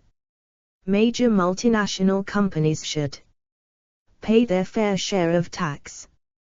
As part of our approach, we will implement the digital services tax, while always backing entrepreneurs that choose to make the UK the place to invest and set up a business. We will take further action to redesign the tax system so that it boosts growth, wages, and investment and limits arbitrary tax advantages for the wealthiest in society. We are also strengthening the UK's corporate governance regime, and will reform insolvency rules and the audit regime so that customers and Suppliers and UK taxpayers are better protected when firms like Thomas Cook go into administration. We will also carefully study the results of the ongoing investigation into its collapse. We will improve incentives to attack the problem of excessive executive pay and rewards for failure. We will reintroduce legislation that protects pension pots from being plundered by reckless bosses, helps savers be better informed with pension dashboards, and creates a new style of pension scheme which is more sustainable for workers and employers. 36. Invest in Britain's people. The 2020s will see a transformation in jobs. Automation and computing will change how businesses function. Our plan to deliver clean energy and a carbon-neutral future means new kinds of jobs in new industries. And our departure from the European Union means we can develop forward-looking regulations to ensure we are first in line to develop and benefit from the technologies of the future. This requires a dramatic rebooting of our training system to support public services, existing businesses, and the businesses of the future. But above all, we want to ensure that Britain's workers have the skills they need to flourish and that every citizen of this country has the opportunity to express their talents to the fullest. Leveling up Britain's skills. Since 2010, the government has invested significantly in technical qualifications and apprenticeships, with 3.8 million more apprenticeships. In the next Parliament, we expect to train up hundreds of thousands more highly skilled apprentices. But we will go further and require significant numbers of new UK apprentices for all big new infrastructure projects, new hospitals, new schools, major transport projects, and so on, being built with pride by a new generation of British workers. Whatever age you are, nothing is more conservative than working hard to improve your lot, and nothing is more important for the Conservative Party than supporting people in those efforts. Our reforms and investment in education and skills mean more children are leaving school better equipped for working life, and there are more high-quality apprenticeships. But there is much more to do to level up the skills of the entire nation. Not just to improve Britain's productivity, but to enable people to fulfill their potential. As the centerpiece of our plan, we will create a new national skills fund worth £3 billion over the next Parliament. This fund will provide matching funding for individuals and SMEs for high-quality education and training. A proportion will be reserved for further strategic investment in skills, and we will consult widely on the overall design. The National Skills Fund will help to transform the lives of people who have not got onto the work ladder and lack qualifications, as well as people who are keen to return to work from, say, raising a family, or switch from one career to another. It will not only make this country more prosperous, but fairer, just as universities have been transformed by significant long-term investment over the last few decades.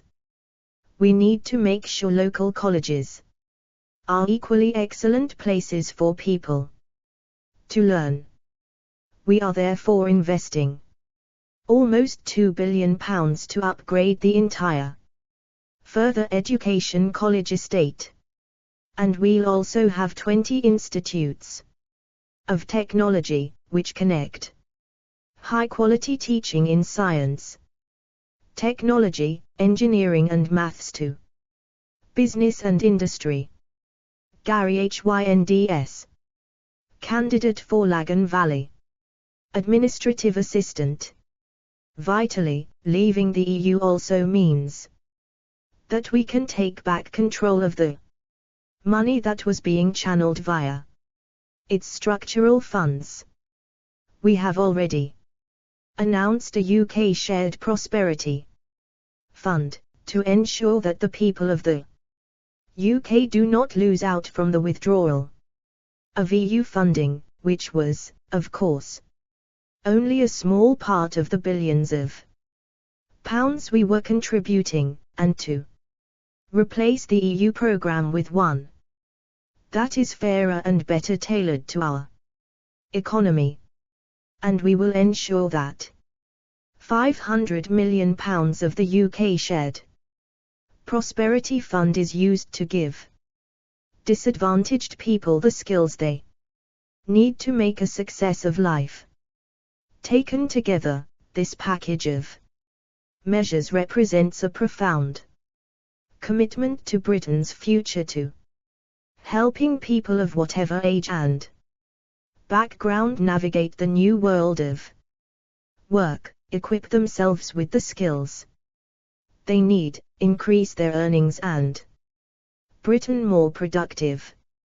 Fairness in the workplace, as well as making Britain the best place to start a business, and the best place to learn and develop your skills. We want to make the UK the best place in the world to work.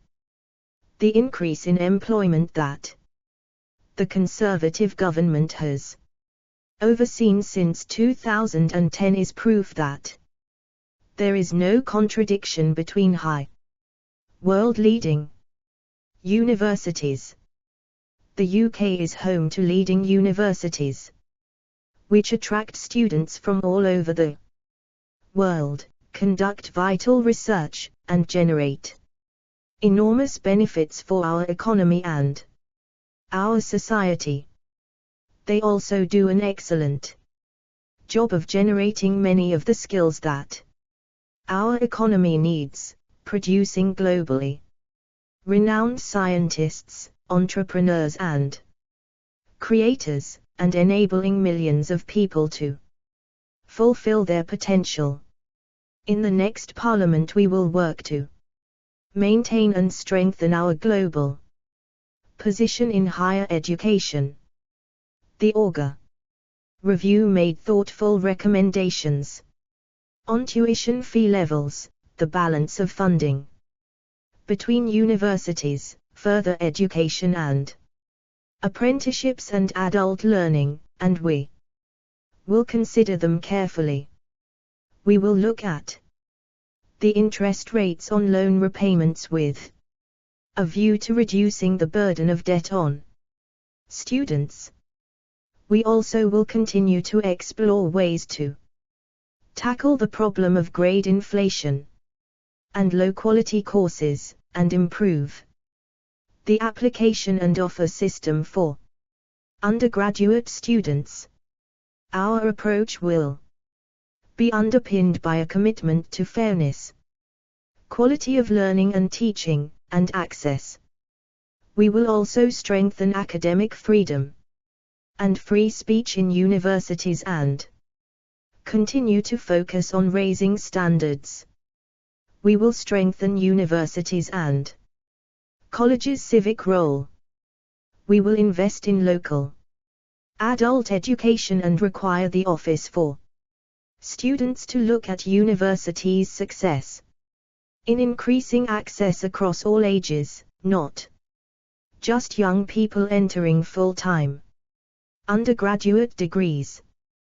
37. 38. Employment and high standards. Between dynamic growth and protecting employees from unfair policies and discriminatory treatment. Over the last year, for example, unemployment has continued to fall, even as average real wages have increased. We have raised the personal income tax allowance, increased the minimum wage and introduced and consistently raised the national living wage to ensure that people get to keep more of what they earn and that work always pays. And we have aimed to strike the right balance between the flexibility that the economy needs and the security that employees deserve, introducing new protections for workers while preserving the dynamism and job creation that drive our shared prosperity. Once we have got Brexit done, we will go further, because people cannot fulfill their potential if they do not have jobs that treat them with dignity and respect, and if they are not in control of their lives and their futures. As conservatives, we will always prioritize the principle of fairness in the workplace, whether it is in the job application process, ensuring equal pay for equal work, or people's working conditions. We scrapped exclusivity clauses in 0 hours contracts to give workers more flexibility. Kimi Badenoch, candidate for Saffron Walden Children and Families Minister. 39. We have already taken forward a number of recommendations from the Taylor Review and will build on existing employment law with measures that protect those in low-paid work and the gig economy. For example, we will create a single enforcement body and crack down on any employer abusing employment law, whether by taking workers' tips or refusing them sick pay. We will ensure that workers have the right to request a more predictable contract and other reasonable protections. We also want to look at more radical ways to support working families in the UK. Our lifestyles have been transformed over the last 4 decades. Many families today have 2 working parents who are juggling work and other responsibilities. They have to stretch themselves daily to care for children, elderly relatives, and those with disabilities. For women, who still tend to be the main carers in households, this can have a big impact on their careers and limit their participation in the workplace. But while the modern workplace is adapting as a result, we can do more as a government to make things easier. Learning from sensible approaches adopted in other countries, we will therefore introduce a raft of measures that balance the needs of employees and employers. We will encourage flexible working and consult on making it the default, unless employers have good reasons not to. We have reformed redundancy law, so companies cannot discriminate against women immediately after returning from maternity leave. We will legislate to allow parents to take extended leave for neonatal care, to support those new mothers and fathers who need it during the most vulnerable and stressful days of their lives. And we will look at ways to make it easier for fathers to take paternity leave. We will extend the entitlement to leave for unpaid carers, the majority of whom are women, to a week. Over the last 9 years, we have extended the offer of free childcare hours to more working parents.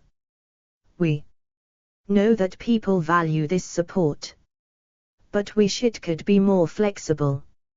As outlined above, we will fund more high-quality childcare before and after school and during the holidays, so that working parents do not have to choose between their careers and their children. Our vision for the labor market, in other words, is not one where the state does everything for you. It is one where the state does everything it can to help you help yourself by upgrading your skills, or by being able to balance work and family life. It is one in which a deep commitment to entrepreneurship and business is matched by a desire to ensure that the jobs that are created are highly skilled, well-paid and fulfilling. Unleash innovation. The UK has a proud record of innovation and discovery. We are the country that gave the world penicillin, the World Wide Web, the theories of gravity and evolution that unraveled the structure of DNA. The University of Cambridge alone has played host to more Nobel laureates than have been produced by any country in the world bar the United States. More, indeed, than France, Japan and China combined. That spirit of discovery is still alive in this country today. But we have not always turned our genius for innovation into jobs and companies. Here in Britain, EU regulations have been another barrier to innovation. 40. In particular, we will make the UK the leading global hub for life sciences. After Brexit, we will use our £1 billion Ayrton fund to develop affordable and accessible clean energy that will improve lives and help us to lead the world in tackling climate change. We will use our increased R&D funding from government to attract and kickstart private investment. We will support international collaboration and exchange and ensure UK teams can recruit the skills and talent they need from abroad. We will reform the science funding system to cut the time wasted by scientists filling in forms. We will unlock long-term capital in pension funds to invest in and commercialize our scientific discoveries, creating a vibrant science-based economy post-Brexit. We will continue to collaborate internationally and with the EU on scientific research, including Horizon. These unprecedented increases to the science budget will be used to drive forward the development of technologies of critical importance to the UK, by investing in clusters around world-leading universities and spreading knowledge. But it isn't just about laboratory work. The UK is at its best when it allies its extraordinary design and artistic abilities with science and technology. The Festival of Great Britain and Northern Ireland in 2022, a national celebration which coincides with the Birmingham Commonwealth Games, will encourage our leading arts and cultural organizations, universities, research institutes and businesses to come together to inspire the next generation in British innovation and Creativity. We will invest in world-class computing and health data systems that can aid research, such as the groundbreaking genetic sequencing carried out at the UK Biobank, Genomics England, and the new Accelerating the Detection of Disease project, which has the potential to transform diagnosis and treatment. We will use government procurement to support new ideas and new companies. We will continue to support charities which have helped to transform our public services. We need to use science and research to unite and level up our country, giving people opportunity and hope.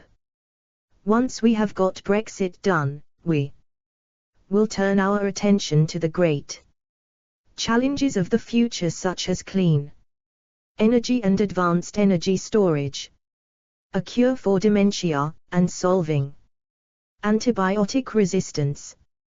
To do this, we will make an unprecedented investment in science so we can strengthen research and build the foundations for the new industries of tomorrow. We are committing to the fastest ever increase in domestic public R&D spending, including in basic science research, to meet our target of 2.4% of GDP being spent on R&D across the economy. Some of this new spending will go to a new agency for high-risk, high-payoff research, at arm's length from government. We will continue to support our outstanding science sector as we leave the EU. Unlike Corbyn's Labour, we will not spend blindly and wastefully. We will focus our efforts on areas where the UK can generate a commanding lead in the industries of the future: life sciences, clean energy, space, design, computing, robotics and artificial intelligence. Annabel Tall, candidate for Bath Chartered Engineer. Alongside investing in science, we will maintain our support for the arts and culture, taking pride in the world beating strengths of the UK's creative industries and its unparalleled cultural heritage. In addition to our new support for arts in schools, business rates relief for music venues and cinemas, and the largest cultural capital programme in a century, £250 million to support local libraries and museums. We will maintain support for creative sector tax reliefs and free entry to the UK's national museums. Support rural life and coastal communities. Even as the UK forges ahead in the future, we must not forget those communities that have not shared fully in the growth generated by our economy. This government is committed to levelling up all parts of the United Kingdom, and getting Brexit done will enable us to give new support to people in rural and coastal communities, and for our farming and fishing industries. We intend to make their lives much easier. 4242. A post-Brexit deal for farming. Once we have got Brexit done, we will free our farmers from the bureaucratic common agricultural policy and move to a system based on public money for public goods. To support this transition, we will guarantee the current annual budget to farmers in every year of the next Parliament. In return for funding, they must farm in a way that protects and enhances our natural environment, as well as safeguarding high standards of animal welfare. When we leave the EU, we will be able to encourage the public sector to buy British to support our farmers and reduce environmental costs. We will increase the annual quota for the seasonal agricultural workers scheme we are piloting from 2,500 to 10,000. A post-Brexit deal for fisheries. Upon leaving the EU, we will leave the common fisheries policy, becoming an independent coastal state and taking back control of our waters. We will maintain funding for fisheries across the UK's nations throughout the Parliament and support the regeneration of our coastal communities. There will be a legal commitment to fish sustainably and a legal requirement for a plan to achieve maximum sustainable yield for each stock. Grant Abraham, candidate for Strangford sheep farm owner. We want to roll out gigabit broadband across the country by 2025, with £5 billion in funding already promised, and provide greater mobile coverage across the country. We will use our additional police resources to tackle rural crime for areas such as some coastal towns which have historically been poorly served in terms of education and public services, among much else. We will cement our opportunity areas program to raise standards and support regeneration. We will also invest in the bus network to improve infrequent or non-existent services in the countryside, including more on-demand services. Just as in the wider economy we can combine strong employment growth with high employment standards, so we believe that British farmers and fishermen should be able to profit by producing food and fish that are the envy of the world, both for their quality and the high standards to which they were produced. We want people, both at home and abroad, to be lining up to buy British. And one of the great opportunities of Brexit is the chance to lead the world in the quality of our food, agriculture, and land management driven by science-led, evidence-based policy. And we want those same farmers and fishermen to act as the stewards of the natural world, preserving the UK's countryside and oceans as they have for generations. Stewards of our environment. Our Environment Bill will guarantee that we will protect and restore our natural environment after leaving the EU.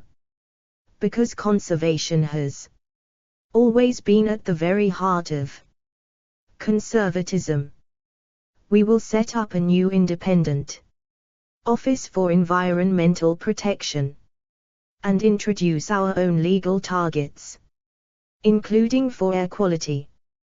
We will invest in nature, helping us to reach our net zero target with a £640 million new Nature for Climate Fund. Building on our support for creating a Great Northumberland Forest, we will reach an additional 75,000 acres of trees a year by the end of the next Parliament, as well as restoring our peatland. We welcome the Glover Review and will create new national parks and areas of outstanding natural beauty, as well as making our most loved landscapes greener, happier, healthier and open to all. We will Make the coast-to-coast path across the most beautiful areas of the Northern National Trail. We will continue to lead the world in tackling plastics pollution, both in the UK and internationally, and will introduce a new levy to increase the proportion of recyclable plastics in packaging. We will introduce extended producer responsibility, so that producers pay the full costs of dealing with the waste they produce, and boost domestic recycling. We will ban the export of plastic waste to non-OECD countries, consulting with industry, NGOs and local councils on the date by which this should be achieved. We will crack down on the waste and carelessness that destroys our natural environment and kills marine life. We will increase penalties for fly tipping, make those on community sentences clean up their parks and streets, and introduce a deposit return scheme to incentivize people to recycle plastic and glass. We will make no changes to the Hunting Act 43, 44. Strengthen our union. The United Kingdom is the most successful political and economic union in history. Together, England, Scotland, Wales and Northern Ireland are safer, stronger and more prosperous. For more than 300 years, our people have built this great country together, and we believe our best days lie ahead. By getting Brexit done, we will deliver certainty so that all 4 nations of the UK can move on together. This will allow us to strengthen the Union, by making it our mission as a government to work for the whole of the United Kingdom, delivering for all of its people wherever they live. Investing across the Union. UK Shared Prosperity Fund. The UK Shared Prosperity Fund will be used to bind together the whole of the United Kingdom, tackling inequality and deprivation in each of our 4 nations. It will replace the overly bureaucratic EU structural funds and not only be better targeted at the UK's specific needs, but at a minimum match the size of those funds in each nation. Strengthening the Union. Conservatives have a proud history of upholding and strengthening the devolution settlements in Scotland, Wales and Northern Ireland.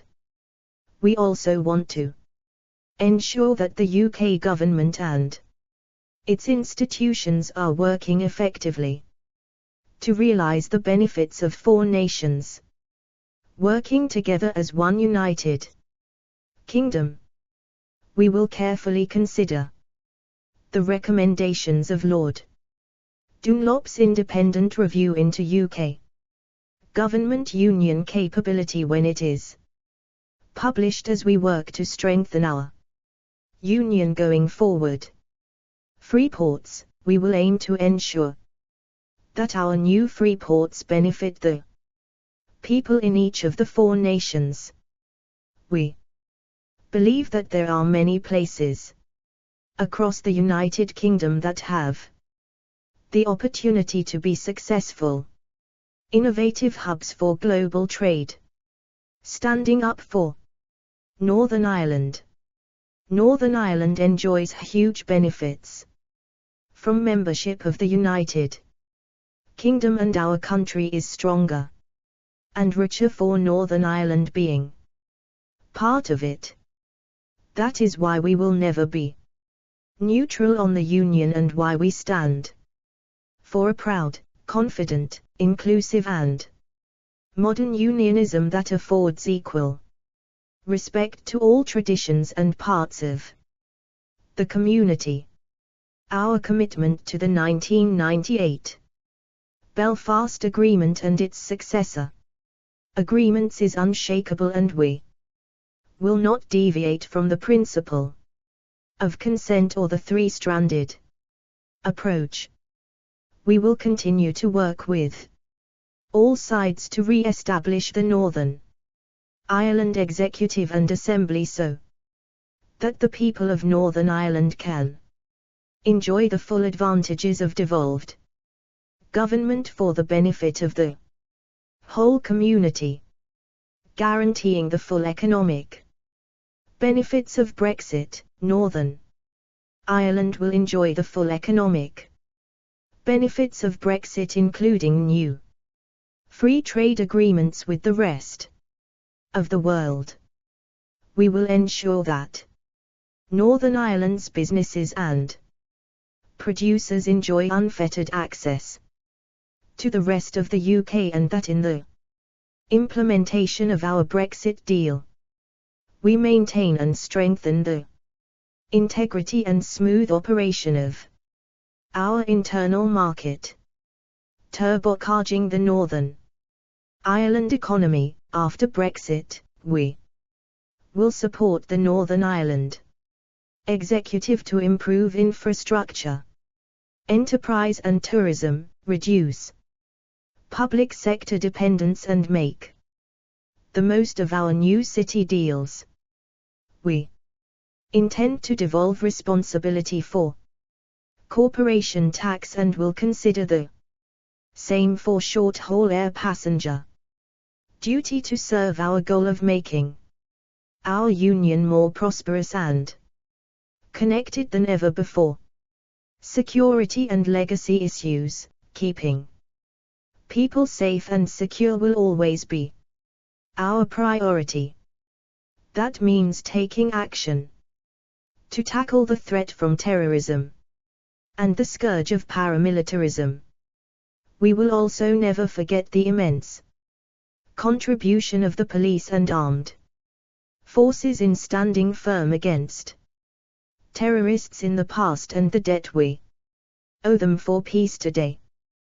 We will continue to seek better ways of dealing with legacy issues that provide better outcomes for victims and survivors, and do more to give veterans the protections they deserve.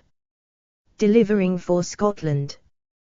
12 years of SNP government have led to an obsessive focus on independence, all while Scotland's public services and its economy have been neglected.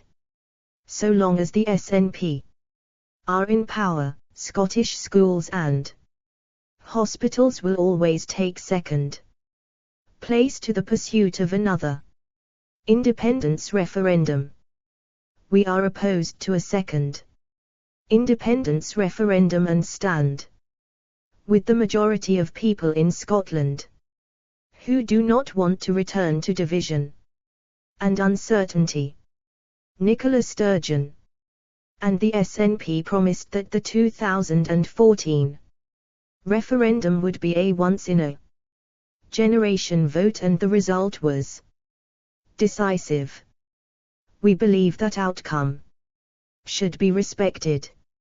Shona Haslam, candidate for Lanark and Hamilton East, charity worker. Only the Scottish Conservatives can block a Sturgeon/Corbyn alliance and stop a second independence referendum, so that we can get Brexit sorted and Scotland can move on from uncertainty and division. A post-Brexit deal for Scottish fishing, as outlined above. We will leave the common fisheries policy, become an independent coastal state, and take back control of our waters. In December 2020, Alcohol Duty Review. Scotch whisky is a national export that supports 42,000 jobs across the UK. Yet the tax on each bottle of Scotch sold in this country represents almost 3/4 of its price. That is why over the past 2 years we have frozen the duty on spirits, cutting the price of a bottle of Scotch by 30p. Now, we want to do more, which is why we will review alcohol duty to ensure that our tax system is supporting British drink producers. Oil and gas sector deal. The oil and gas industry employs almost 300,000 people, of whom 4 in 10 work in Scotland. We believe that the North Sea oil and gas industry has a long future ahead and know the sector has a key role to play as we move to a net zero economy. We will support this transition in the next Parliament with a transformational sector deal. Sarah Jones, candidate for Merthyr Tydfil and Rhymney, farm owner, 47. And we believe that it has a bright future ahead. In September, we worked to bring Ineos Automotive to Bridgend, which will create 500 new jobs. We will continue to back Welsh car manufacturing as the industry transitions to building electric vehicles in the coming decades. Welsh language. Conservatives are proud of Welsh language and culture. We will support Welsh institutions such as S4C, the National Library and Museum, the Bwd and the National Eisteddfod.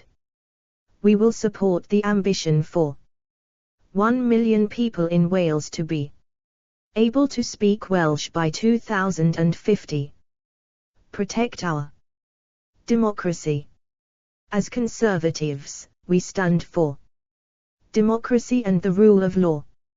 Our independent courts and legal system are respected throughout the world. One of the strengths of the UK's Constitution is its ability to evolve as times have changed, so have Parliament, government and the judiciary. Today, that need is greater than ever. The failure of Parliament to deliver Brexit, the way so many MPs have devoted themselves to thwarting the democratic, a transformative March's growth deal, focusing on cross-border infrastructure which supports the local and cross-border economy.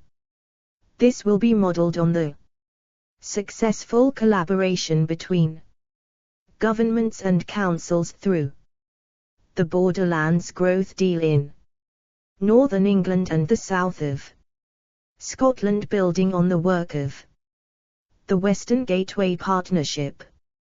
We have already announced transport. To support our union, we will upgrade the A55 as the main road transport artery for North Wales, improving its capacity and resilience to build connections between Wales and the rest of the United Kingdom.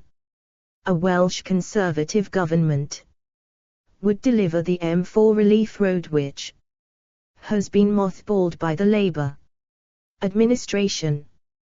We gave financial support to the Welsh government to build the relief road, yet the Labour administration decided to abandon those plans out of timidity.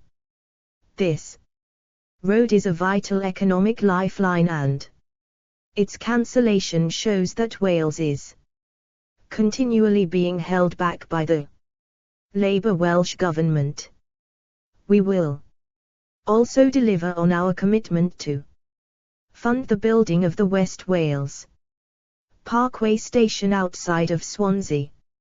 Automotive industry. The automotive industry in Wales sustains tens of thousands of jobs. Investing in Wales. In the 2016 referendum, Wales voted to leave, yet the Welsh Labour government and Plaid Cymru are intent on overturning that decision by holding another referendum on our membership of the EU. Only the Welsh Conservatives can end the current uncertainty by delivering on the democratic decision of the Welsh people to leave, getting Brexit done so we can unleash Wales's potential as part of the United Kingdom. We are ambitious for the Welsh economy and for our union. We will ensure that Wales gets a fair deal, with major investments in infrastructure and industry to deliver real opportunity across the nation. After Brexit, we will continue to be a champion for Welsh exports and Wales's presence on the global stage. As part of a strong United Kingdom, March's growth deal, too often infrastructure is focused on national connectivity within England and within Wales, rather than across the communities which live and work near the border. We will work with the Welsh government and councils on both sides of the border to negotiate. 48. Once we get Brexit done, Britain will take back control of its laws. As we end the supremacy of European law, we will be free to craft legislation and regulations that maintain high standards but which work best for the UK. We want a balance of rights, rules and entitlements that benefits all the people and all the parts of our United Kingdom. After Brexit, we also need to look at the broader aspects of our constitution, the relationship between the government, parliament and the courts, the functioning of the royal prerogative, the role of the House of Lords, and access to justice for ordinary people. The ability of our security services to defend us against terrorism and organized crime is critical. We will update the Human Rights Act and administrative law to ensure that there is a proper balance between the rights of individuals, our vital national security and effective government. We will ensure that judicial review is available to protect the rights of the individuals against an overbearing state, while ensuring that it is not abused to conduct politics by another means or to create needless delays. In our first year we will set up a constitution, democracy and rights commission that will examine these issues in depth, and come up with proposals to restore trust in our institutions and in how our democracy operates. We will make it easier for British expats to vote in parliamentary elections, and get rid of the arbitrary 15-year limit on their voting rights.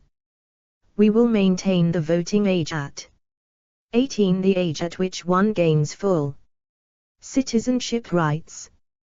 We will ensure that no one is put off from engaging in politics or standing in an election by threats, harassment, or abuse, whether in person or online. We will champion freedom of expression and tolerance, both in the UK and overseas. To support free speech, we will repeal Section 40 of the Crime and Courts Act 2014, which seeks to coerce the press. We will not proceed with the second stage of the Leveson inquiry. We will ensure redundancy payments can be clawed back when high-paid public servants move between jobs. We will improve the use of data, science and evidence in the process of government. Decision of the British people in the 2016 referendum has opened up a destabilizing and potentially extremely damaging rift between politicians and people. If the Brexit chaos continues, with a second referendum and a second Scottish referendum too, they will lose faith even further. It is only by getting Brexit done that we can start the necessary task of restoring public trust in government and politics. We will get rid of the Fixed Term Parliaments Act. It has led to paralysis at a time the country needed decisive action. We will ensure we have updated and equal parliamentary boundaries, making sure that every vote counts, the same a cornerstone of democracy. We will continue to support the first past the post system of voting, as it allows voters to kick out politicians who don't deliver, both locally and nationally. We will protect the integrity of our democracy by introducing identification to vote at polling stations, stopping postal vote harvesting and measures to prevent any foreign interference in elections. Dr. Luke Evans, candidate for Bosworth, GP 50-51. We will strengthen Britain in the world. As Conservatives, we are immensely proud of the UK's history and its standing in the world. Unlike those currently leading the Labour Party, we view our country as a force for good. The strength of the armed forces, our alliances with like-minded democracies and our willingness to act are all reasons for the UK to hold its head high.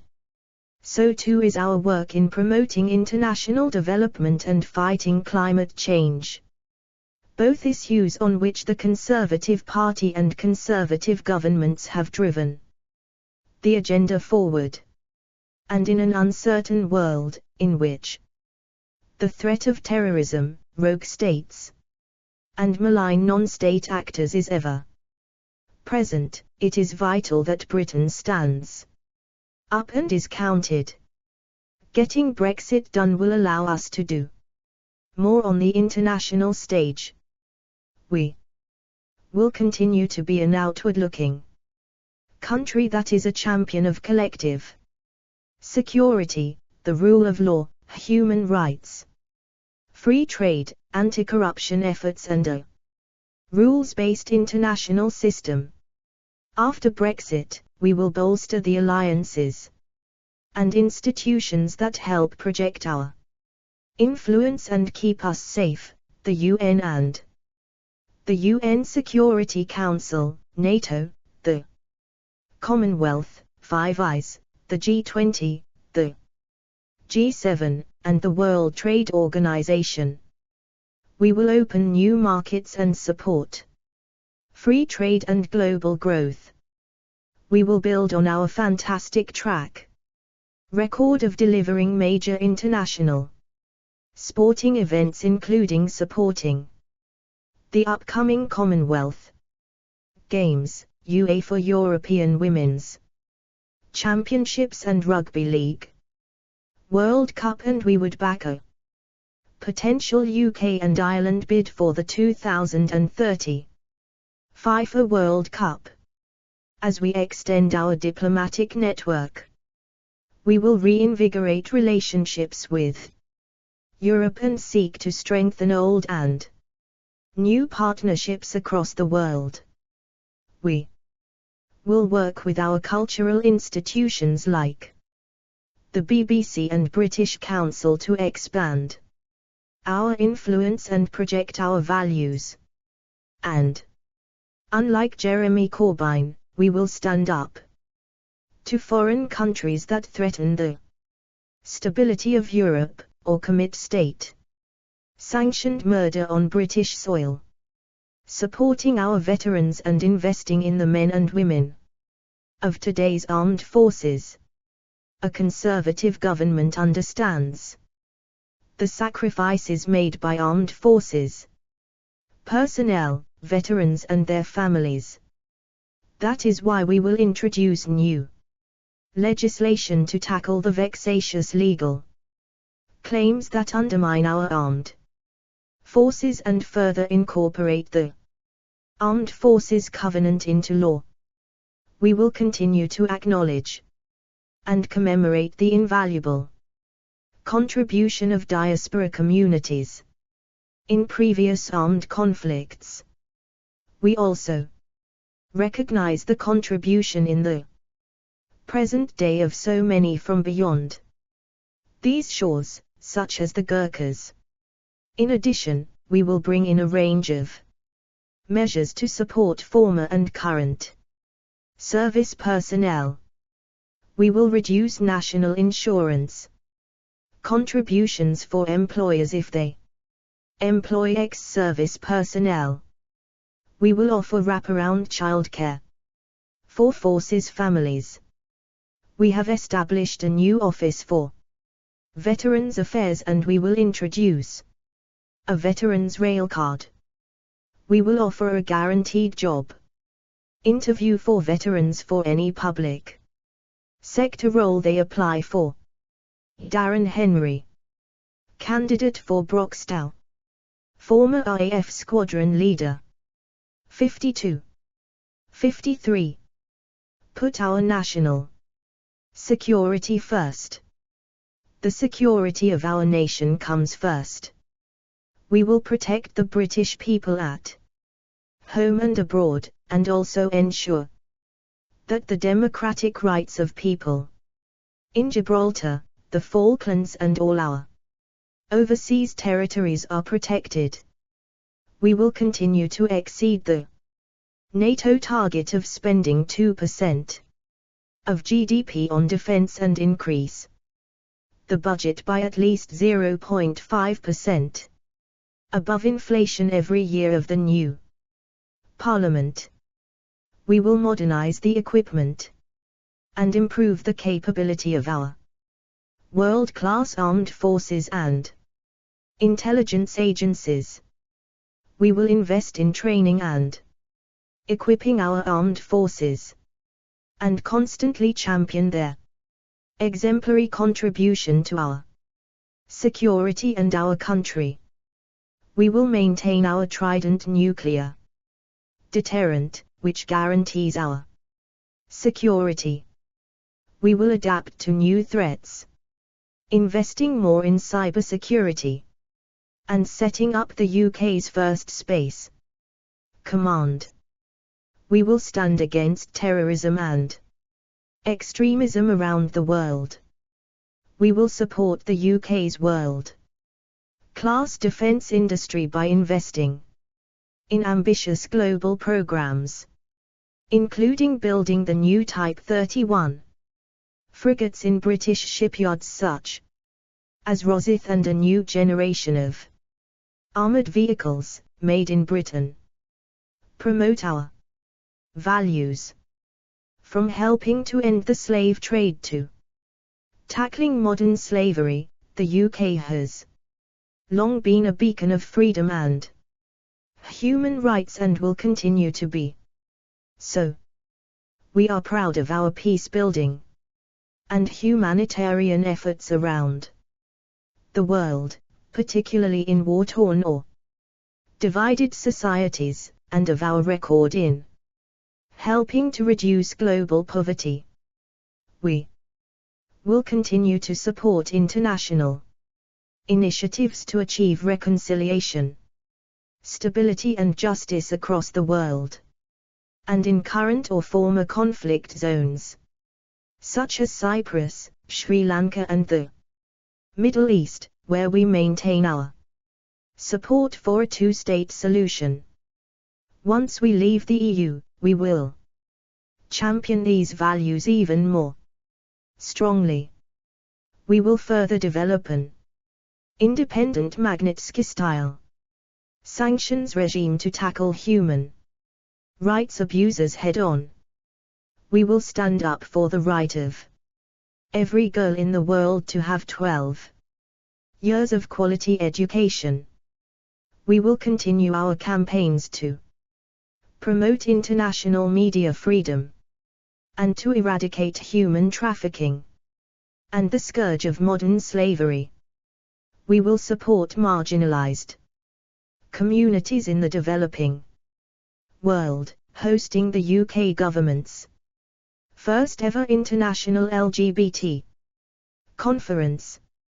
We will seek to protect those persecuted for their faith and implement the Truro Review recommendations.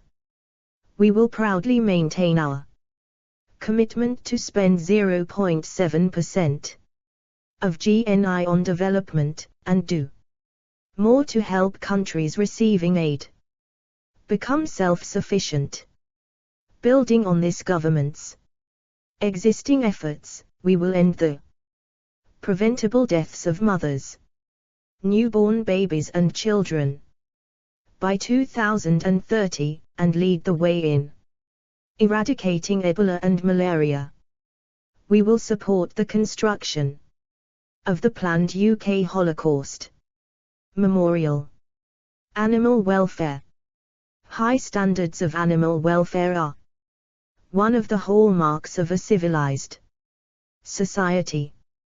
We have a long tradition of protecting animals in this country, often many years before others follow.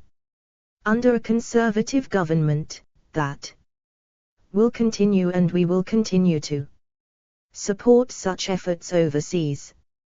We will introduce tougher sentences for animal cruelty. We will crack down on the illegal smuggling of dogs and puppies. We will bring in new laws on animal sentience. We will end excessively long journeys for slaughter and fattening. One of the many benefits of leaving the European Union. We will bring the ivory ban into force and extend it to cover other ivory-bearing species, and ban imports from trophy hunting of endangered animals. We will ban keeping primates as pets. We will bring forward cat microchipping, giving cat owners peace of mind and increasing the measures we have available to tackle cat theft. Dr. Neil Hudson, candidate for Penrith and the Border, veterinary surgeon. 54. 55. In our trade talks, we will follow the following principles: fight climate change and protect the environment. Conservation is, and always has been, at the heart of conservatism. Our government's stewardship of the natural environment, its focus on protecting the countryside and reducing plastic waste, is a source of immense pride. But today, the climate emergency means that the challenges we face stretch far beyond our borders. Thanks to the efforts of successive governments, the UK has cut carbon emissions by more than any similar developed country. We are now the world's leader in offshore wind, a fantastic success story of government and the private sector working hand in hand to cut costs and deliver ever more electricity at plummeting costs. Unlike Jeremy Corbyn, we believe that free markets, innovation and prosperity can protect the planet. Yet we recognize that there is far more that needs to be done. We will lead the global fight against climate change by delivering on our world-leading target of net zero greenhouse gas emissions by 2050, as advised by the Independent Committee on Climate Change. We have doubled international climate finance, and we will use our position hosting the UN Climate Change Summit in Glasgow in 2020 to ask our global partners to match our ambition. We will set up new international partnerships to tackle deforestation and protect vital landscapes and wildlife corridors. We will establish a new £500 million Blue Planet Fund to help protect our oceans from plastic pollution, warming sea temperatures, and overfishing, and extend the Blue Belt program to preserve the maritime environment. We will continue to lead diplomatic efforts to protect 30% of the world's oceans by 2030. Our first budget will prioritize the environment, investing in R&D, decarbonization schemes, new flood defenses, which will receive £4 billion in new funding over the coming years, electric vehicle infrastructure, including a national plug-in network, and gigafactory, and clean energy. In the next decade, we will work with the market to deliver 2 million new, high-quality jobs in clean growth. We have ambitious targets. Our world-leading offshore wind industry will reach 40 GW by 2030, and we will enable new floating wind farms. We will invest £800 million to build the first fully deployed carbon capture storage cluster by the mid-2020s. We will invest £500 million to help energy-intensive industries move to low-carbon techniques. We will support gas for hydrogen production and nuclear energy, including fusion, as important parts of the energy system, alongside increasing our commitment to renewables. We placed a moratorium on fracking in England with immediate effect. Having listened to local communities, we have ruled out changes to the planning system. We will not support fracking unless the science shows categorically that it can be done safely.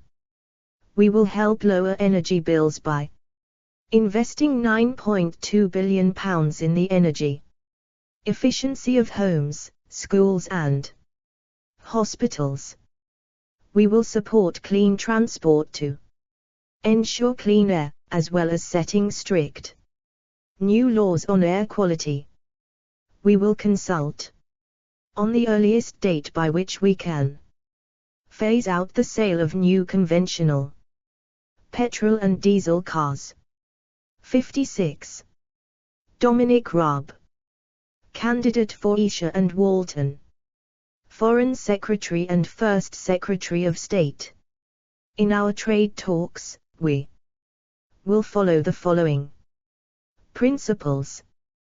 We will seek to provide security to the British people in a world of heightened trade tensions and tariffs. We will seek to gain market access for British businesses and lower the cost of trade for them. We will drive a hard bargain with all of our trading partners and, as with all negotiations, we will be prepared to walk away if that is in the national interest. We will defend British industries from dumping and other anti-competitive practices from overseas.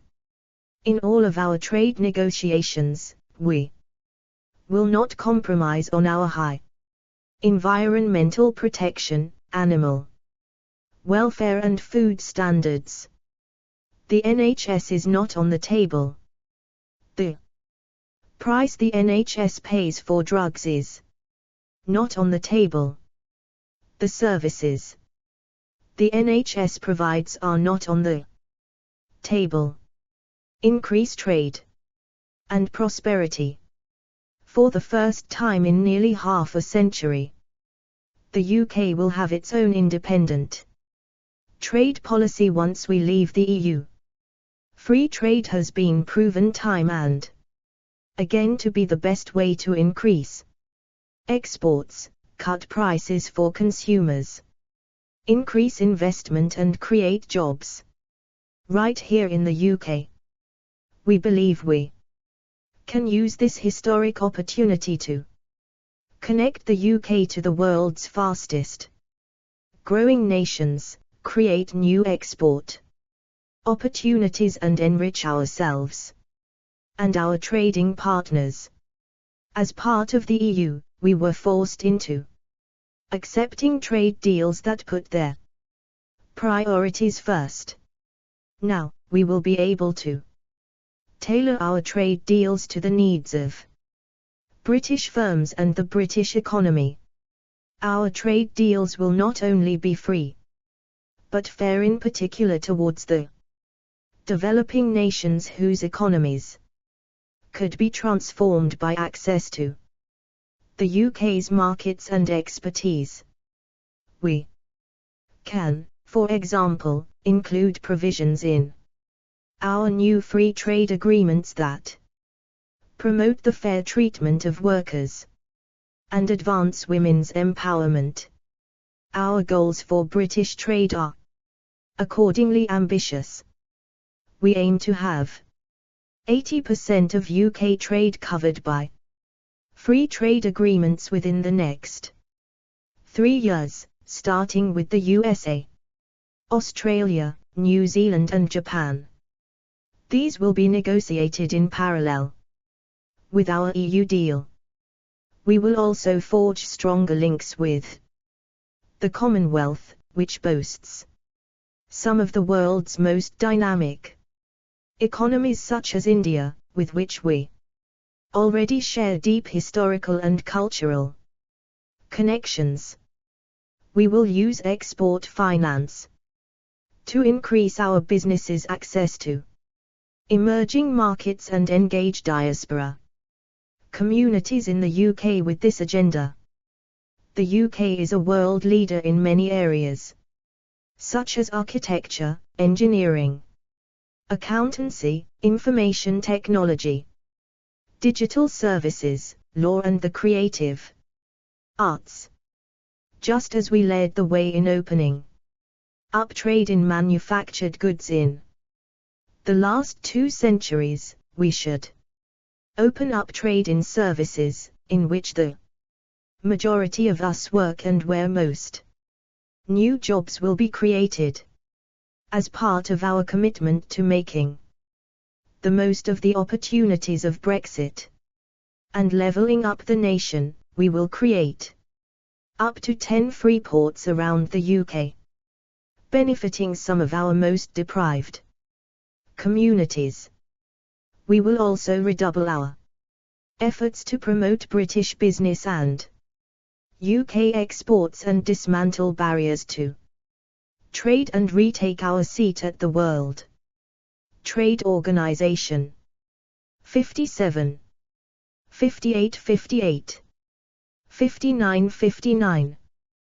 We will put you first. Getting Brexit done.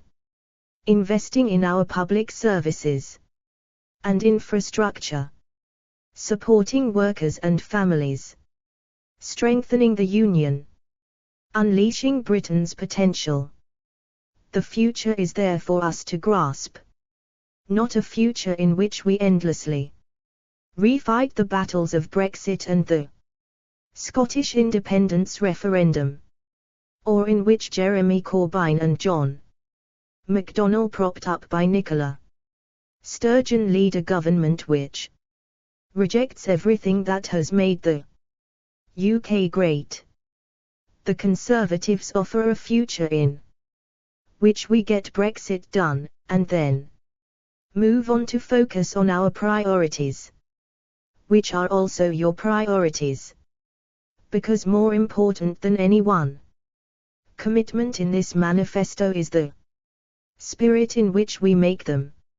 Our job is to serve you, the people, to deliver on the instruction you gave us in 2016 to get Brexit done, but then to move on to making the UK an even better country, to investing in the NHS, our schools, our people and our towns. We will build a Britain in which everyone has the opportunity to make the most of their talents. We will ensure that work will always pay. We will create a fair society, in which everyone always contributes their fair share. Given the parliamentary arithmetic, a vote for any other party or candidate is a vote for Jeremy Corbyn and a vote for chaos and delay.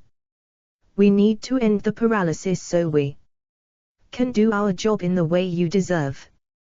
That is why we ask you to vote for a Conservative majority government on the 12th of December. So that together, led by Boris Johnson, we can get Brexit done, and move on to unleash the full potential of this great country. Promoted by Alan Mabbott on behalf of the Conservative and Unionist Party, both at 4 Matthew Parker Street, London, SW1H 9HQ. Printed by Paragon CC, Park House, lower ground floor, 16 to 18 Finsbury Circus, London, EC2M 7EB. The Conservative and Unionist Party. Manifesto 2019.